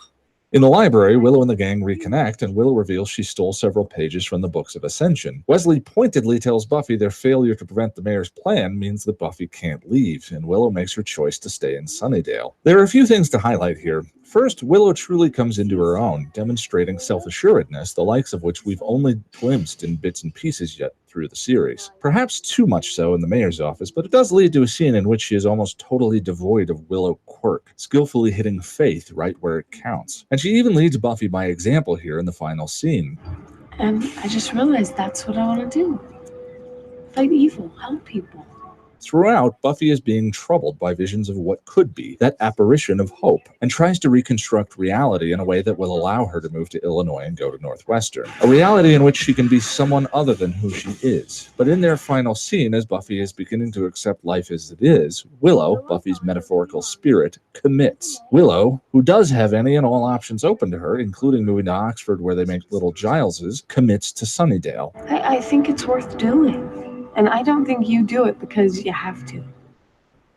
It's a good fight, Buffy, and I want in. Perhaps it was her change in clothing this episode. Willow's dress makes her look like she's running for Queen of Wicketon, capital of Wicca State, the biggest territory in Wickistan. As has been a favorite of mine all season, in Choices we get the continued tale of two fathers and their daughters. What is important, though, is what distinguishes these two inverted relationships. Giles' parental relationship with Buffy almost always takes the form of an invitation rather than a demand. In Faith, Hope, and Trick, there was the binding spell he made up, which allowed Buffy to unburden the tragic details of Angel's end. He never forced her to say anything. And when Angel came back and proved himself to be trustworthy again, Giles asked Buffy if she was still planning on spending time with him. His displeasure with the idea is clear, but he still allows Buffy to make her own choices, again, leading through invitation rather than demand or control. The one time he doesn't do that this season was in Helpless, which had disastrous results for their relationship. But Giles owns his mistakes in that episode and the resulting consequences, which include having to win back Buffy's trust, as well as getting booted from the council. Now, bearing that in mind, listen to the way the mayor speaks to Faith. Oh, hey, shoes. You know what I wish? I wish you'd pull your hair back. Oh, come on, don't worry. Drink up. There's nothing uncool about healthy teeth and bones.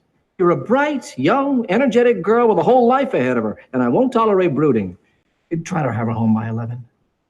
Always, as a child, the cooing and vocal coddling is an adorable affectation, but it also speaks to the distinction between Faith, the shadow self, and Buffy. Buffy's life is rich with meaning because Buffy always chooses, and her parental relationship reflects that freedom. By throwing in with the mayor, Faith has abandoned her freedom of choice, and thus any access to a meaningful life. You know, it didn't have to be this way. But you made your choice. Hey, you were Slayer, and now you're nothing.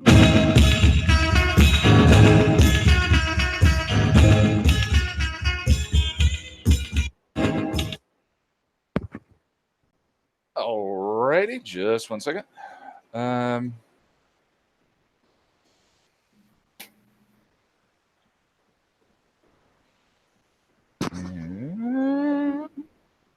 Hello. So I think there were better for this channel, a video or an episode called Choices is a rare jewel, and I'm kind of disappointed in a couple of have a choice. There are a couple of missed opportunities there, especially in this episode. The mayor twice bosses her around, where he says, "This isn't a free ride, young lady." And he tells her to get her shoes off the desk. Right. And then when she stabs the bug and she wants to go get the knife, he says, "Faith, come along." or whatever the exact Yeah. phrasing was. I think So it it's, has to be fake. yeah, they make it very clear that she has sort of This is awesome knife. Oh, that bit- knife is from Star Trek Nemesis. What? is it?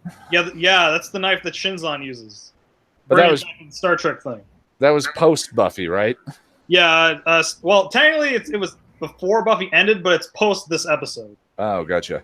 Yeah, well, I did make a Klingon reference in that because specifically it looks very Klingon to me. Like But whatever that guitar dagger or whatever they call it, like the Klingon. well, let me start. I don't remember Let me start with Russell.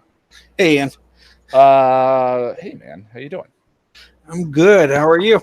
I'm good. Tell me about choices. I see in chat you mentioned that you love this episode. What do you love? I think this episode for me, again, being a little spoilery here, I know often Cordelia is referenced as Buffy's shadow self. And after watching Choices, my first run through, I really compared Cordelia to Willow, especially given her speech here about, I want to help. I want to be a part of things. And then Cordelia's speech at the end of season 1, Angel, it mirrors one another. Oh, that's interesting. And then, of course, Cordy doesn't go to Buffy in the Angel episode. She always goes to Willow when she needs help. You know, the phone calls back and forth, like in Disharmony and whatnot. I don't know. And Willow is the one that comes to L.A. for to put Angel back in Angelus, the soul. Yeah. Or that too. But yeah, I was thinking of when she tells everybody that Buffy died. But that works too. Yeah. Plus, I think you needed Willow to actually do the spell. You can't get Buffy to do that, but whatever. Well, yeah. I mean, there were reasons each time, but it is interesting the parallels. Although Fred was the one who called the Sunnydale, but whatever. Yeah, that's when when she became Angelus, but that's season 4 and anyway, choices. I love the mayor and the face relationship. Yeah.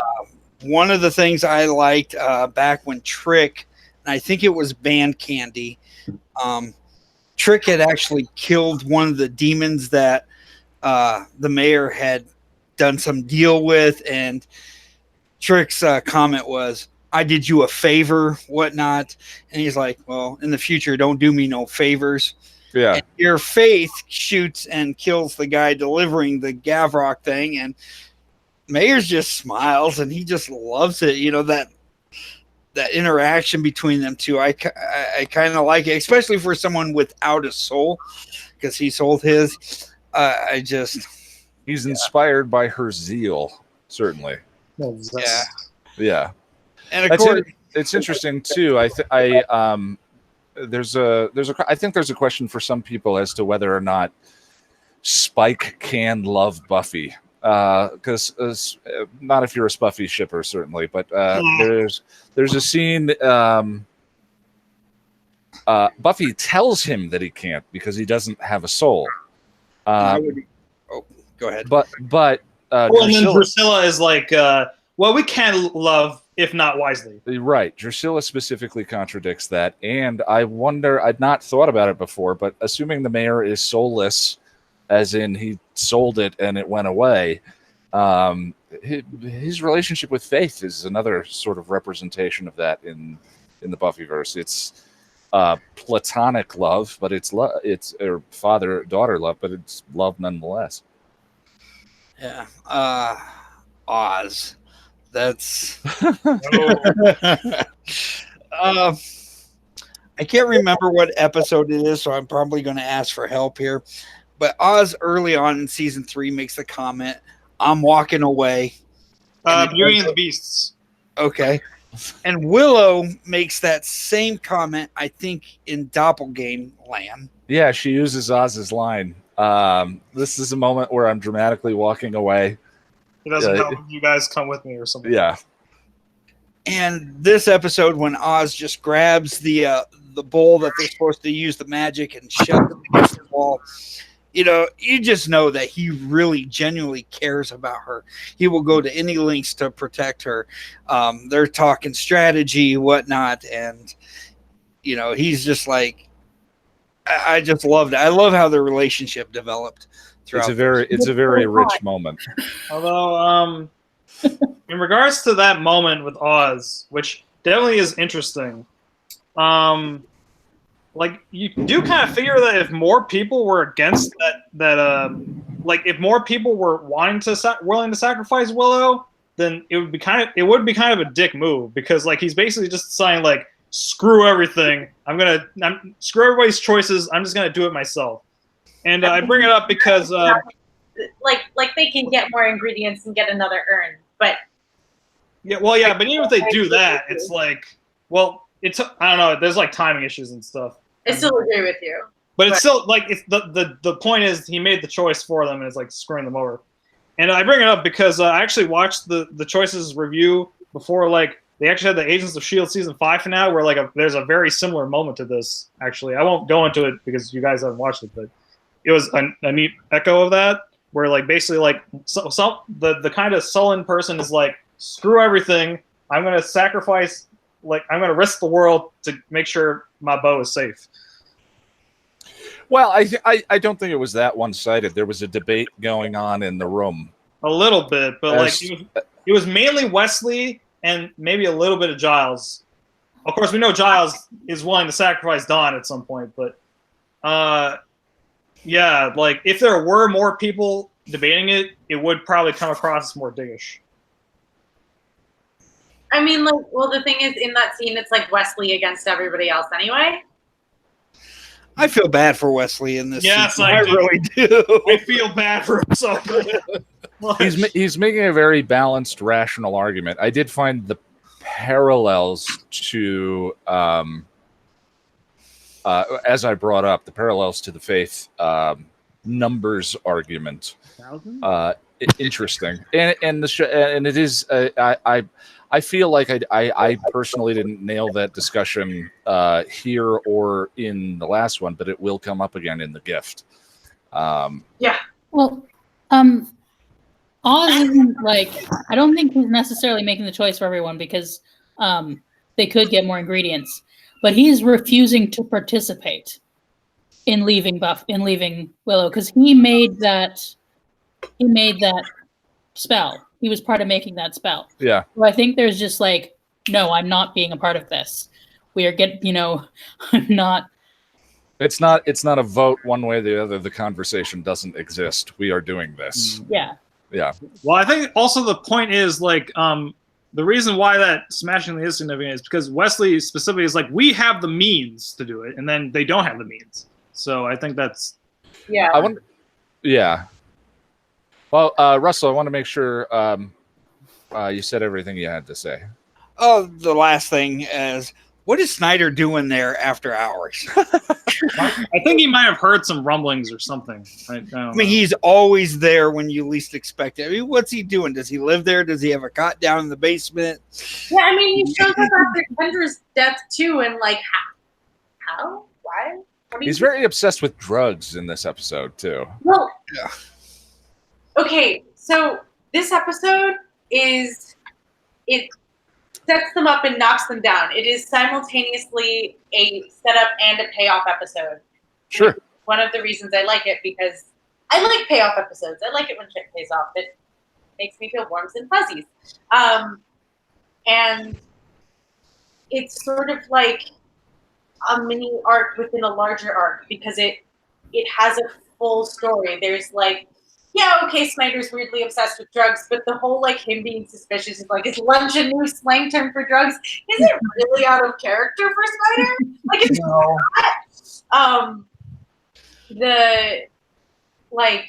The number of things that are just like set up that are then I like didn't write all of them down because one of them, like, for the first time Buffy brings up her future with Angel, and then Claire brings up their future with Angel, which isn't totally a payoff, but it is like the the episode is unlike Earshot, which is like kind of, which I have problems with structurally. The way that this is set up structurally is so wonderful, and it like you could shake it super hard and it wouldn't fall over. And I enjoy that. I have other things to say, but that's all I'll say for the moment. Although it's interesting to think that like he kind of wanted Angel and Faith to be a thing, but then like he makes the point about the future, because like because the mayor wanted Faith and Angel kind of be a thing, or at least like to a point. Well, like, he wanted Faith to get what she wanted. I agree with that. Well, No, I think she's it's already for evil, purpose. right? I mean, yeah, the mayor loves Faith, but it's not a healthy love. It's a twisted love, and it's always to suit his purpose. Yeah. So it's always, you know, I know what's best for you, which, you know, is best for me. Yeah, I think that's the distinction I've always tried to make is selfish versus unselfish. And in the I think it's the next episode, Angel tells Buffy that she should go. I can't remember the episode. She shows up and says that she's gotten into some schools, and he said, "I think you should go. This is I think a good that's actually opportunity for Lover's you." Walk. That might be, yeah. But I mean, just the willingness to let scores. Yeah, the willingness to let go of the thing that you love, which is something that Spike doesn't have the ability to do. The mayor wants Faith to do what he wants her to do, so on. There's actually, and I wrote this down, and I don't remember why I wrote it down. So maybe I just shouldn't say it. For some reason, I wrote down that there was a parallel between the first two scenes, like the mayor and Faith scene, and then the Angel and Buffy scene, and I don't remember why I thought that. So that's all right. I got. Yeah. Sarah, what did you think of Choices? Do you have any thoughts on this one? It is an excellent episode, but it's crystallized for me that although I think he's a great character, I really hate the mayor. Really? Yeah, like it kind of like he's a great character. He's a great villain and everything, but like his particular sickly sweet patronizing thing. How do you feel about Kathy? I enjoy hating Kathy. You also hate Kathy? Yes, but in a way that I enjoy hating Kathy. Okay. But Kathy isn't patronizing. That's true.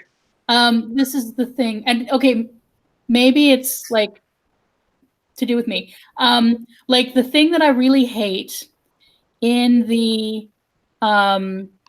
handoff scene, when he's giving advice, and I mean, I'm not saying I hate it like I think it's bad, like it suits the character, but he's not giving Buffy advice.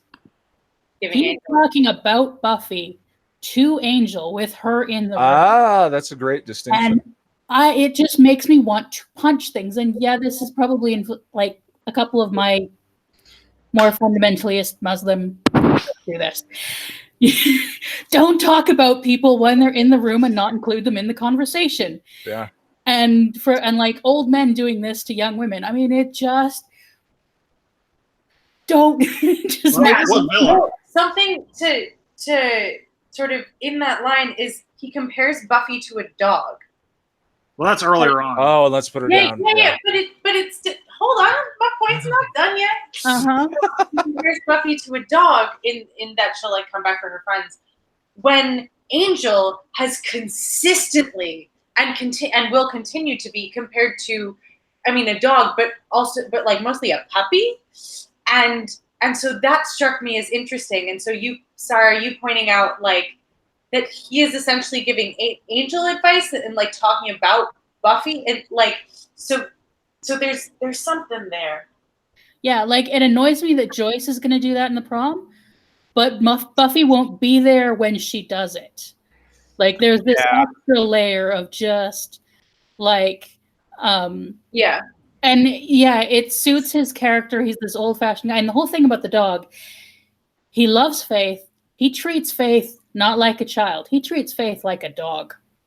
like a puppy. Yeah, like his beloved animal that he gives orders to. So many things to say about Faith. Like the way he's like, Faith, come.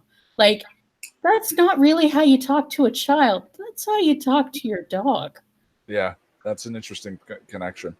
And it's just like, it's part of what makes him such a great villain and works with the whole old-fashioned 50s guy thing, is that he is this, appears wholesome, but when you look beneath the surface, it's just ick.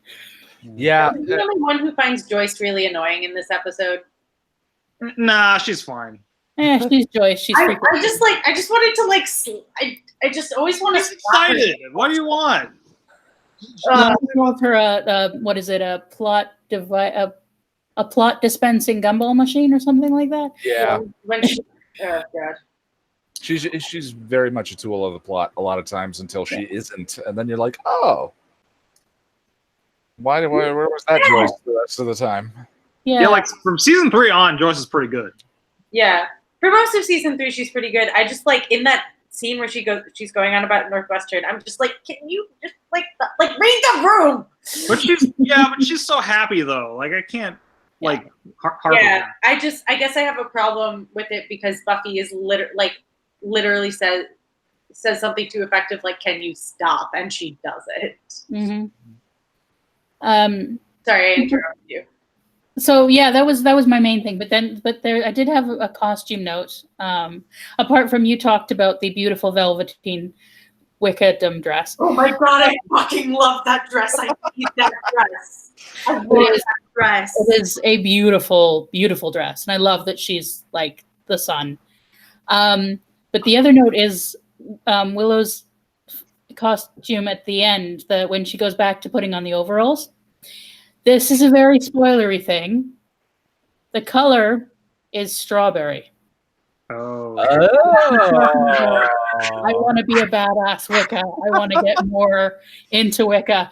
She's wearing strawberry. That's fascinating. I also want those overalls. That episode, Willow was just like rocking all the different facets of my aesthetic, and it makes me jealous. It's funny how they mean when different. I'm going to do Willow's costumes on my show, and I'm like, that's so intimidating. It's funny how overalls mean different things even between different characters. Like for Buffy, they mean sadness and depression. Like Buffy only has the one set of overalls. Yeah, well, what was it? Becoming part 2. The overalls of sadness. Overalls of sadness. When I wear my overalls, there ain't no sadness. Well, Willow doesn't wear them as sadness. Buffy wears them. Right. Yeah. Overalls of sadness. Emily. Okay. What you got? I'll start small and go big later.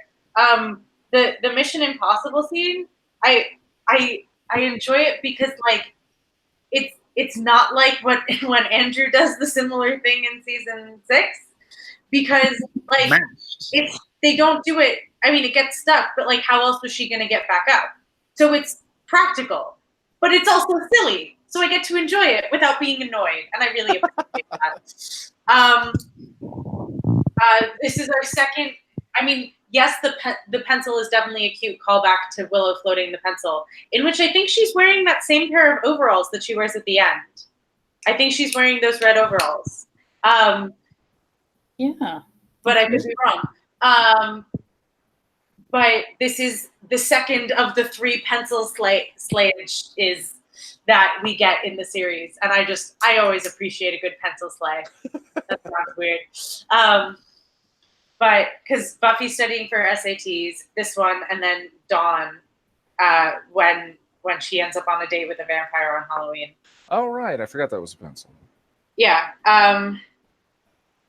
Oh, the bit where Buffy says, you know, I'm sick of waiting for the mayor. Let's take this to him. And Giles asks her for a plan, and she's like, I have to have a plan. And then he's like, yeah, you know, find out what he's up to. And she's like, oh, yeah, I knew that. And I really like that moment because it shows us that she's getting smarter and she's becoming a better slayer. And it also foreshadows a little bit that like that she's needs the council less and less. And that also has that's one of a really nice moment for me.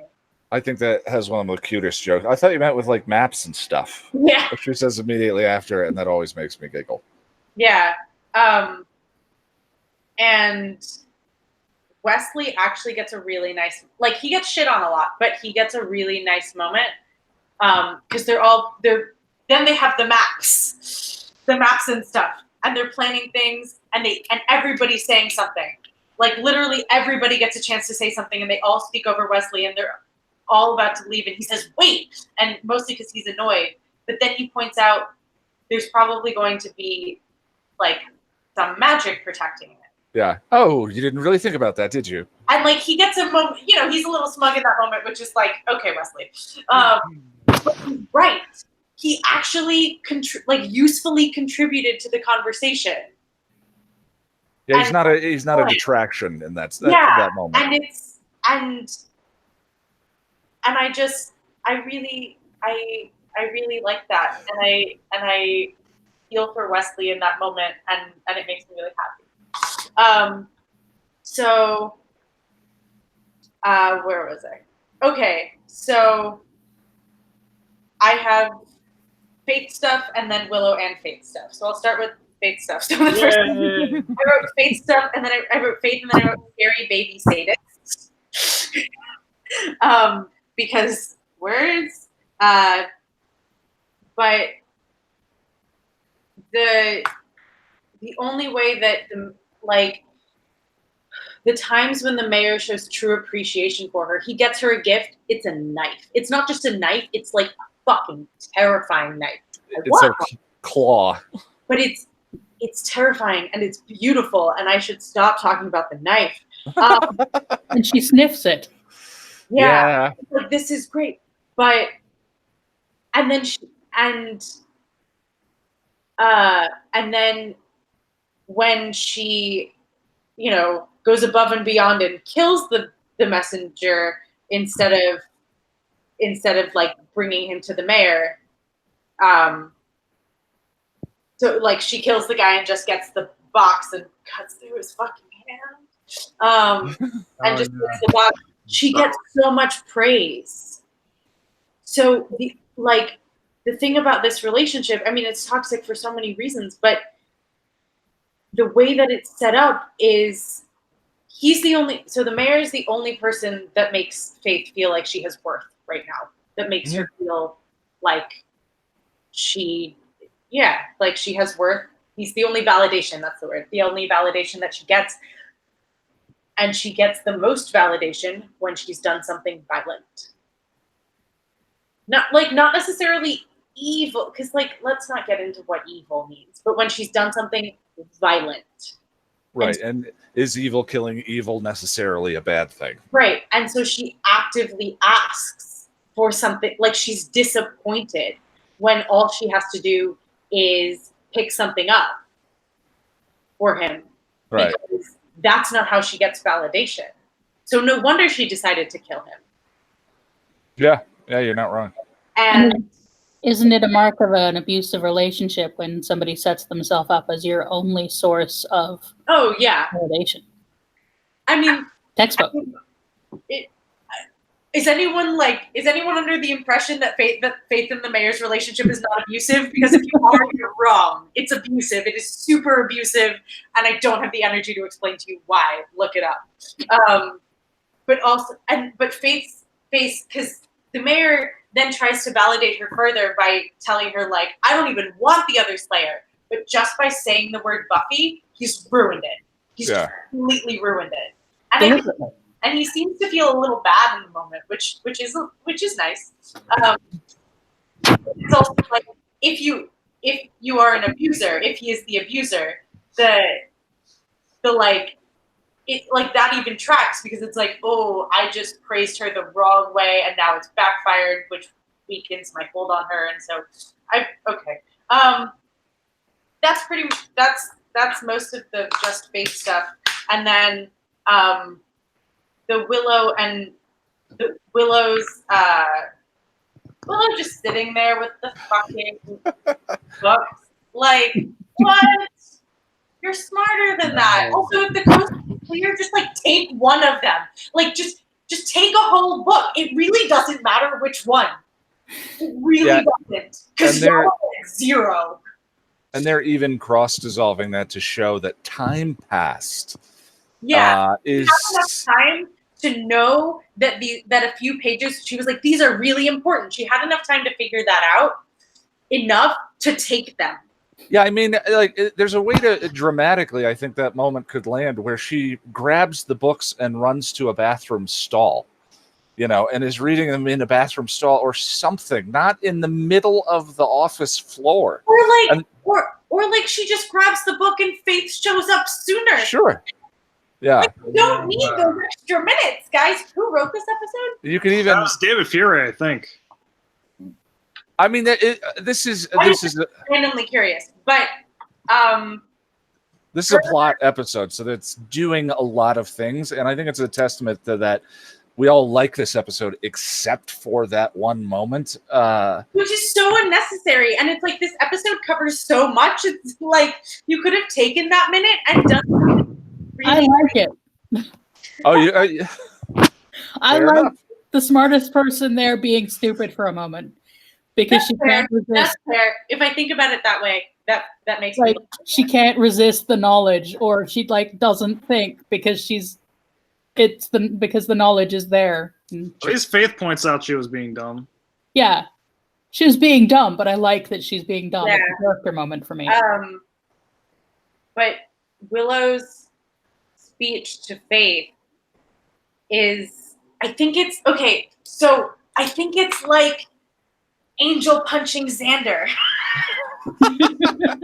Because remember, Willow is has never been able to, has spent so much time jealous of Faith, so much time feeling like she was usurped by Faith. That's an interesting parallel. And she's never gotten any closure, any satisfaction for that. And here she is, and she's having her fucking moment. And she's just like, and she's saying, like, you don't have, like, because she was scared that like Faith was getting Buffy instead of her, and she's like, you had Buffy. Buffy ain't yours no more. Like, and it's just like such this great moment for her. And it totally, like, because the thing is, like, whether or not what Willow's saying is factually true is like kind of irrelevant in that moment, because it's her, like, it's her expressing like the way she feels about Faith. Like in Who Are You, or the one before that, I don't know. There, when Faith as Buffy walks into Giles' house, and they're talking, and she looks at Willow and she says, "I forgot how much you don't like Faith." And then we have that moment of her stabby stab. Well, you're highlighting something I really wish that I had managed to bring up in the episode, and I think I sort of did everything except say it, which is Buffy doesn't have a choice as to whether or not she's the Slayer. That's not the choice. The choice is how she reacts to being the Slayer. So there's one of my favorite books to refer to is Viktor Frankl's book. One of my favorite books, and now I can't remember the name of it. Nice. Man's Search for Meaning. So Viktor Frankl was a Holocaust survivor and founded the psychological field of logotherapy. And it's an idea of treating... What therapy? Logotherapy, like the god Logos. Oh, okay. And the idea was to treat psychological ills by focusing on meaning, purpose, and choice. And there's a line from his book. You mean in the series named Logos? Yeah. Love of Minigan. In episode season 3, episode 7. That's the name of the Choice is always there. And there's the line is, and I'm gonna butcher it, so I'll just try and paraphrase. The last thing that you can take away from me is my ability to choose how I react to what you do to me. And that was his contention, was that once when he was in the camp, you see people give up their freedom of choice completely. That was when he felt like you knew they weren't going to last that much longer. But like the people that continually chose to how they were going to respond to the situation that they had no control over was the most powerful place that they could be in that moment. And Willow's reaction when Faith walks in the room is one of those moments. She's not getting away. She's not going to escape. And what you mentioned about punching Xander, she chooses how to react to Faith in that moment. And I think that is really what the episode is about. Buffy is sort of dealing with the idea of, I want choice and freedom over my life, but she doesn't have choice and freedom over growing up and becoming an adult. Those things are inevitable. Those things are something she's stuck with. And since that the Slayer is the metaphor for all of that, Willow demonstrates choosing how we react to maybe uncontrollable circumstances. And I'm sad that I missed that structure, which I think is here in this episode. And Willow, it's really kind of a Willow episode front to back. Oh, yeah. Down to the final moment where she leads Buffy by example. I have all these choices, but I choose this fight. This is where I invest my heart or spirit, for if we're going with the metaphor. But anyway, I'm sorry about that. I just wanted to. You put it so perfectly. I wanted to make sure that I got that out there. I appreciate that. Yeah, and I really like the entire confrontation scene in the cafeteria. My only weird thing was I was trying to. I didn't quite make it. I was rewatching these episodes like right before we did this, and I didn't finish Choices. I watched it a couple of days ago, but I didn't finish it. So my notes cut off at like Yay Willow's speech, and then why did the lights go out? Well, weren't the lights already off when they went at the place? Did the mayor have them turn off the lights in the school? Like, how would that help him?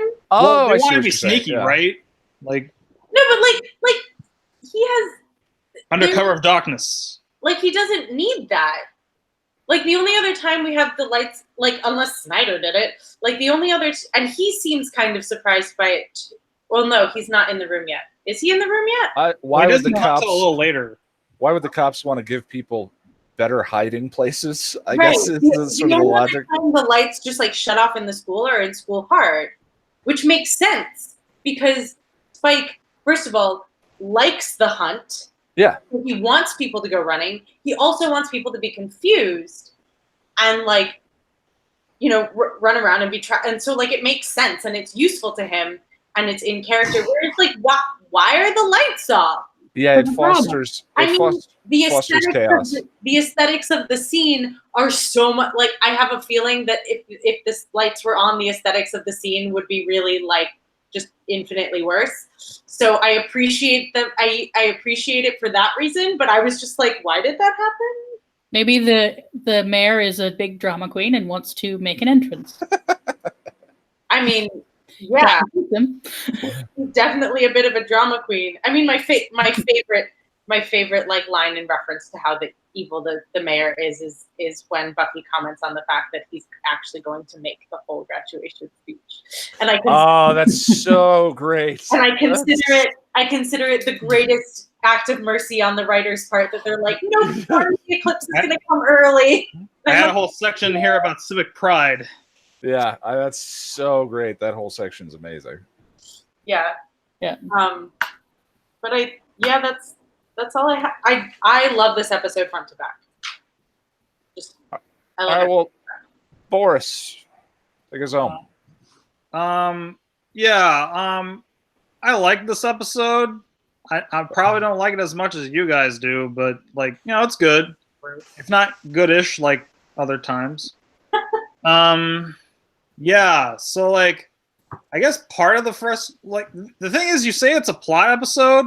And while it is plotty, it does kind of have that nature of like it's kind of a runaround plot where basically like and like it's part of that's by design because of the themes and stuff. But like essentially, like they do something and then it's undone by the end of it. So it's a little frustrating, and they don't really learn that much. But like, I get that like the idea is that like Buffy thinks she can change things, but then she can't really. Well, it forwards a bunch of things. I think it forwards Buffy and Angel and the doubt that's going on between the two of them. It forwards stuff. They get a few pages. Yeah, but does that do anything though? Like because I think the most information they get is from Anya later in the season. Yeah. Well, yeah, I think they understand that the Ascension, what the Ascension is for, but Anya brings home the consequences of the Ascension. And well, the thing that actually like makes them figure out how to do it though is like Faith kills the volcanologist, and like literally, if Faith hadn't killed the volcanologist, they would have figured it out. Yeah, that's a problem. Yeah. Yeah.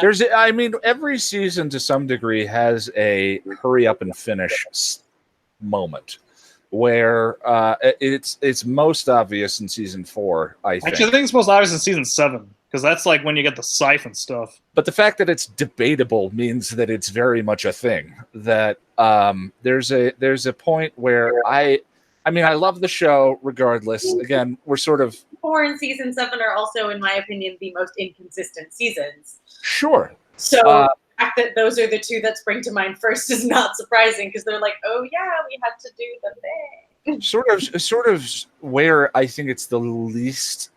Well, no. Every season there's an introduction of a magical thing, and then we have to stop the magical thing because whatever. The Akatla in season 2 shows up in Becoming Part 1.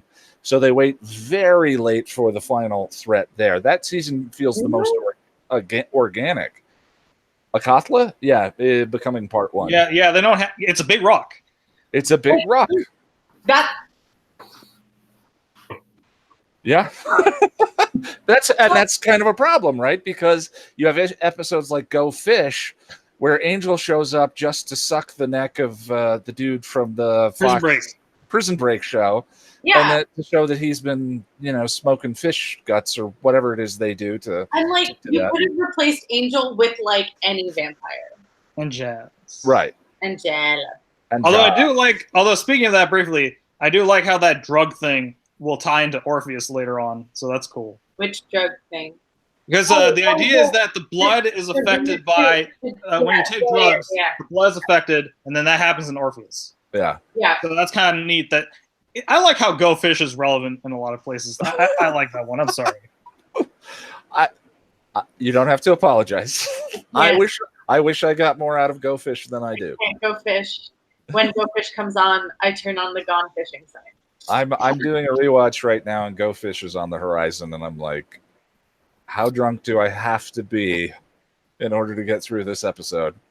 Especially now that Rabbit has shut down as a service. Yeah, we're gonna have to talk about that Rabbit thing at some point. I can't watch it with you guys. I have to watch it alone. There's like a service called the Cast. I might suggest to you later, but we'll see. You could do it in the live stream. That's true. Yeah, I did that with the body. That was weird. Anyway, we're way over. Won't be here. as depressing, at least not as far as like the intentionally depressing. But if the show was perfect, would we get so much out of it? Well, exactly. Yeah. Like sometimes the best things in life are when you can make fun of a show that you love. I think that I've been thinking about this now that I'm writing about Firefly. The fact that Firefly was canceled, it might have been a blessing. Couldn't have worked better with the themes of that show. If that show had gone on for 6 seasons, it would have been a completely different thing. But the fact that Firefly, this will probably be the final paragraph of the Serenity movie review that I do. But it's so funny how a thing isn't beautiful because it lasts, and that is essentially part of the message of that entire show. And I think that very much we deal with the foibles of Buffy the same way.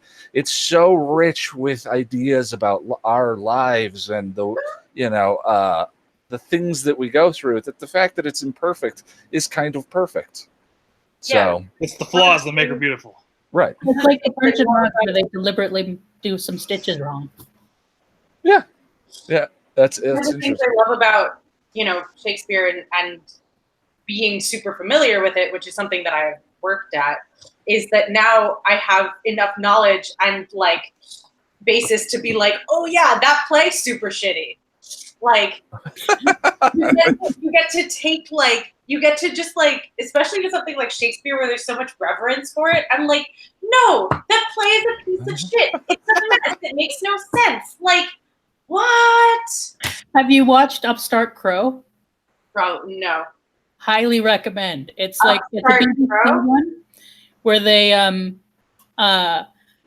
where writers Ben Elton, I think, is involved in it, and they do a sitcom of Shakespeare's life, and it's so takes the piss out of every like he constantly making elaborate comparisons and jokes, and everybody else in his family all just going, okay. He's doing that again. Yeah, that reminds me of the first TED Talk where I can't the first recorded TED Talk. The gentleman talked about Shakespeare and how he loved the idea that someone had to tell Shakespeare to clean his room. Shakespeare had a dad, and like his dad was a glove maker, I think. Yeah, I went to their house when I was in Stratford. I did that too. Stratford on Avon. Abroad, and we went to Stratford. Sorry, we're way over, Boris. I just want to make sure we get everything that you want to say. Okay, I just had a few more things. I don't have too much. Okay, you guys were talking. We were all talking about the whole thing where Willow staying was kind of dumb, but like one other thing that seemed kind of stupid was that like they decided to just let Willow leave on her own once she does the magic thing. Like I think it would have made more sense just to have her stick around with Angel, just because like it's just so they could all leave at once. Because I feel like just letting Willow go off on her own just seemed kind of unwise. That just seemed weird. And also, like, apparently had no... happen or not? Pardon? Do you want the plot to happen or not? I know, but like we can do better sometimes. Like what they could have done was like maybe like they were with Willow for most of the time, and then like at some point she has to like diverge because of like something happened or something. Like that could have worked better, I think. Well, the thing is, if they had told Willow to stay with them, Willow would have been like, I don't need to be babysat, and gotten angry, and it like would have kind of ended up in the same situation anyway. Yeah, but like you could argue that her magic would have been helpful just in case something went wrong. So like, but she was there. She's still using. She's still reading from a spell book. She's still using. She uses powder to assist her in casting the spell. She's not powerful enough. It's not season 6 where she can just go woo and fix the fucking jammed thing and everything would have been fine. Like there's nothing she would have been able to do. Yeah, but I still feel like like if she it'd be better. It just seems like it would have been better just for all of them to go at once. And it's actually like in terms of like danger or whatever, like it makes more sense because to them it's like there is no reason why she shouldn't have been able to just go down and get in the van. Like there's no reason why that couldn't have just happened easily. And Buffy's still learning to make plans. Also, her boyfriend was in the van. He's in a band, and she's very excited about him right now. So maybe she wanted to go down and hang out with him. Yeah, but Xander's there though, wasn't he? No, her boyfriend isn't in the. Oh, he's not. Isn't it Wesley and Giles? Wasn't he in the van? Yeah, because wasn't it Wesley and Giles who were driving? Library doing prepping the spell. Wesley and Giles are in the van. Damn it! While I see a van, I think Oz. That's my bad. But yeah, they're still learning to make plans like this. Buffy is so, maybe it's imperfect. But the thing is, the plan was made by all of them. Yeah, like every single person in that room had said a thing that happened in the plan, including Wesley.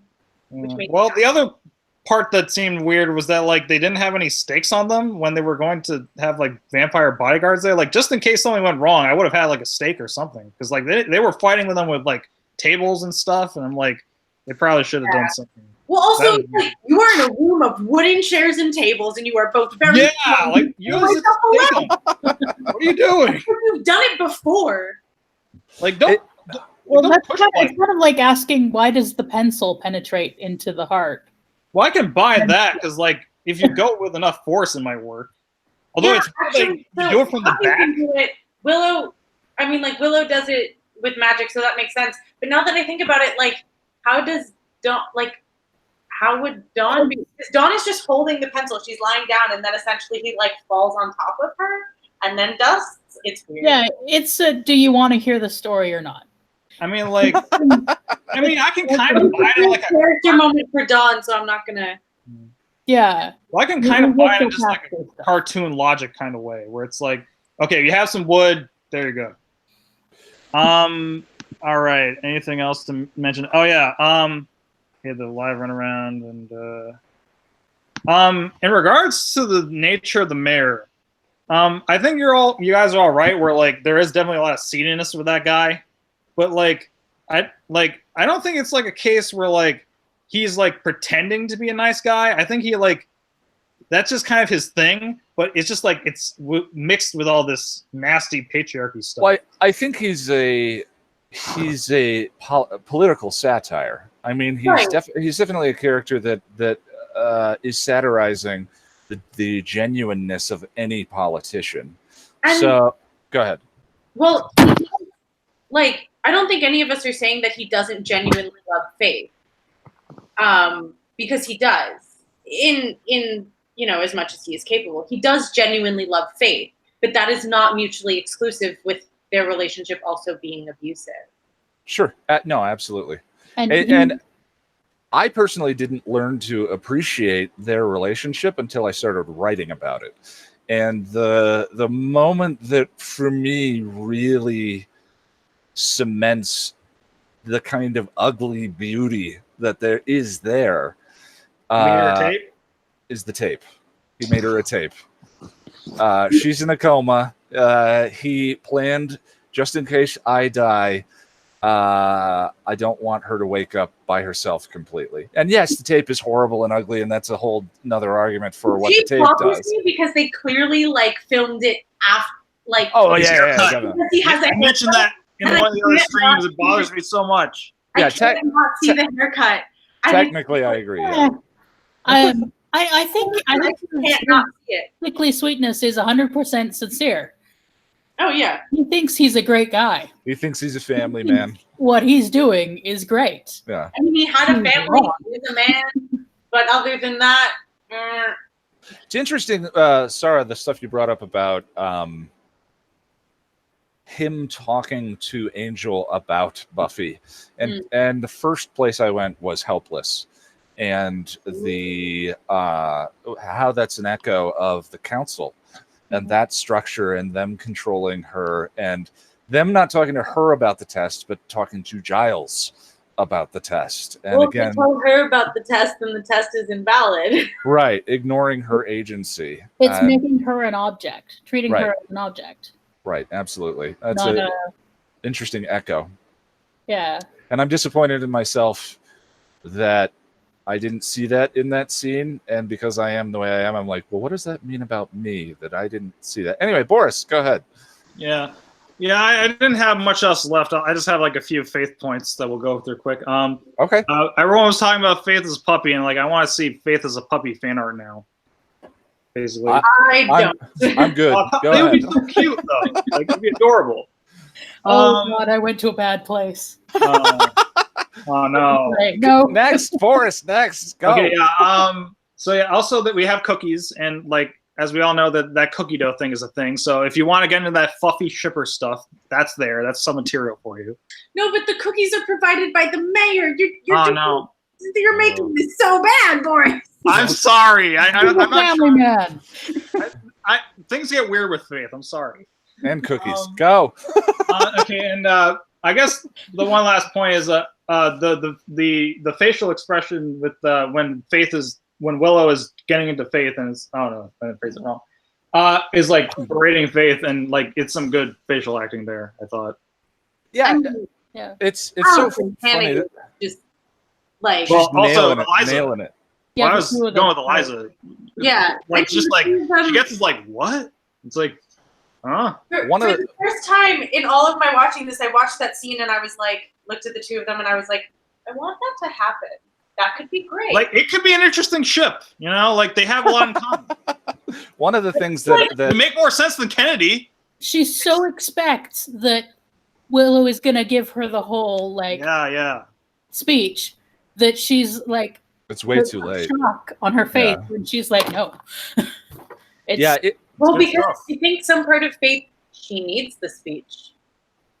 She wants the speech. Yeah, because it shows they still care. Although with Willow's speech, though, like, I guess it's kind of like an Angel Lindsay thing, where it's like Angel's like not into that. It's just basically like kind of dismissing any possibility of redemption or whatnot. Although I guess Lindsay was maybe like, you could say that Lindsay was kind of trying to be more good in that moment in Blind Date, whereas like Faith's like, oh, I don't need that. Well, I would say tough love. That's what that scene always strikes me as is tough love. The thing about Willow's speech, I don't think Buffy would agree with it. I just don't. Probably not. After this year. Yeah, like after that business, probably. That's one of the things okay, after Faith tries to kill Angel, then death. Then and all the other stuff. But I don't think Buffy would have I also don't think Buffy would ever like say, I've given up on you. No, I until Sanctuary. Yeah. I agree with you. Yeah. But at that point, like a lot of stuff had happened. Like I buy that. Fair enough. Well, she does describe what she did in to her mother. Who Are You? Yeah. As like the only time anyone's made her a victim. And then that's a wonderful moment. I want to go into that. Interesting thing about the show too is boy, did I struggle to get through season 1, but it's not often that you get to see everyone learn how to act. I mean, because I think by this season, like Allison, they've all become such competent to great actors, and it just depending on the scene and what's thrown at them, and the delivery and the style of dialogue that Mutant Enemy is famous for. I mean, Stuart Head can do no wrong. Well, of course, yes. Wrong. Giles being the exception, he was flawless from day one. But everyone else, sort of, you watch not only them grow up on the show, but their acting mature on the show as well. To me, where it's sort of like pinnacle is season 5 and 6. I think it's a little funny that like Wesley is like so fixated on Cordelia, but like in real life, Alexis Denisof and Allison Hannigan. Like who knew? He was pursuing him. So just a couple of things. I made a joke in the latest Nerd Chipper video. The last one was the boat story, which is quite a story. I hope everyone checks it out. And I don't remember it. I remember the boat story is something else. I remember the point of it. I've been having a lot of fun doing those, and I have a bunch of stories lined up for the next couple.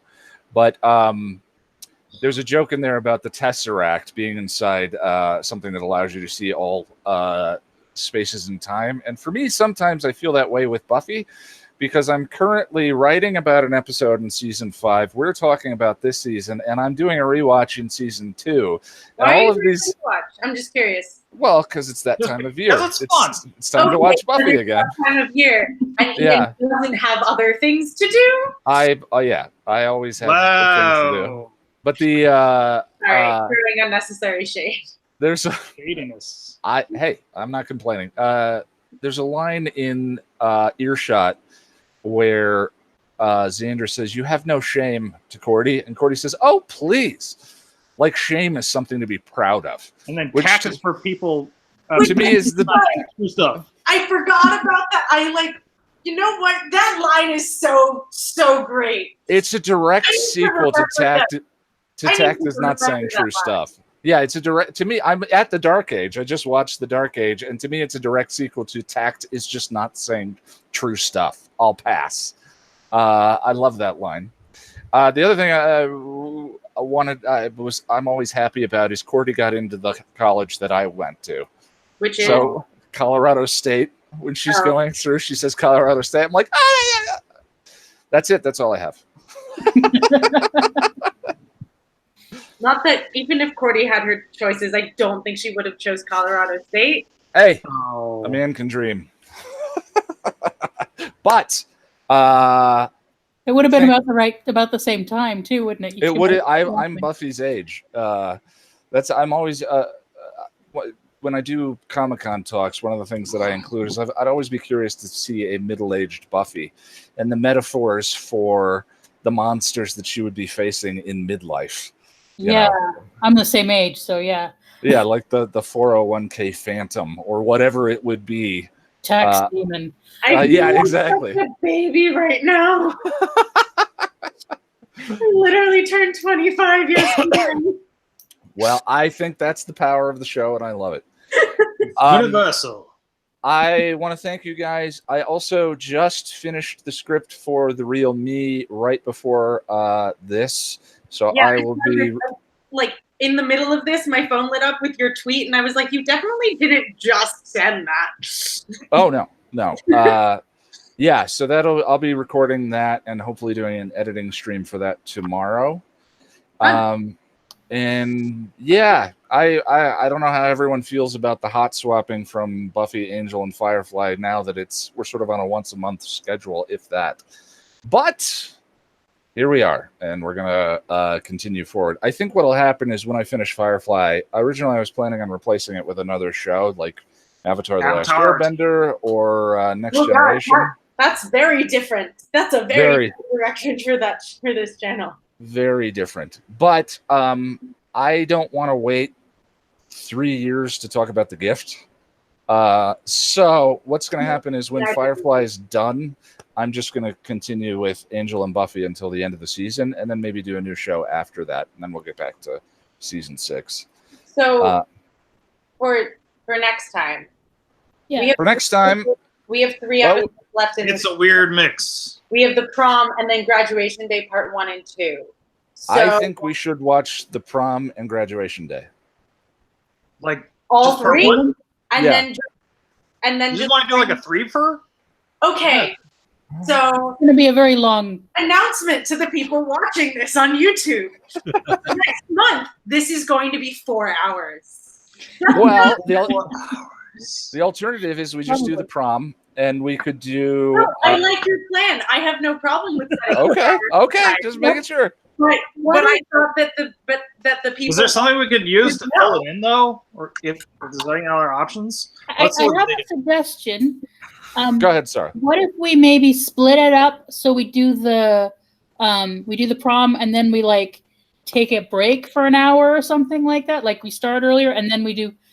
I mean, yeah, we could start. We could start earlier. It would still So, just like, really. Or we could split up over 2 days, maybe, if you wanted. It's your book club. I'm down to do whatever you guys want to do. The last Saturday is August 31st. Yeah, I'd rather just do the 3-fer and sit down and get to it and just make sure I've taken notes.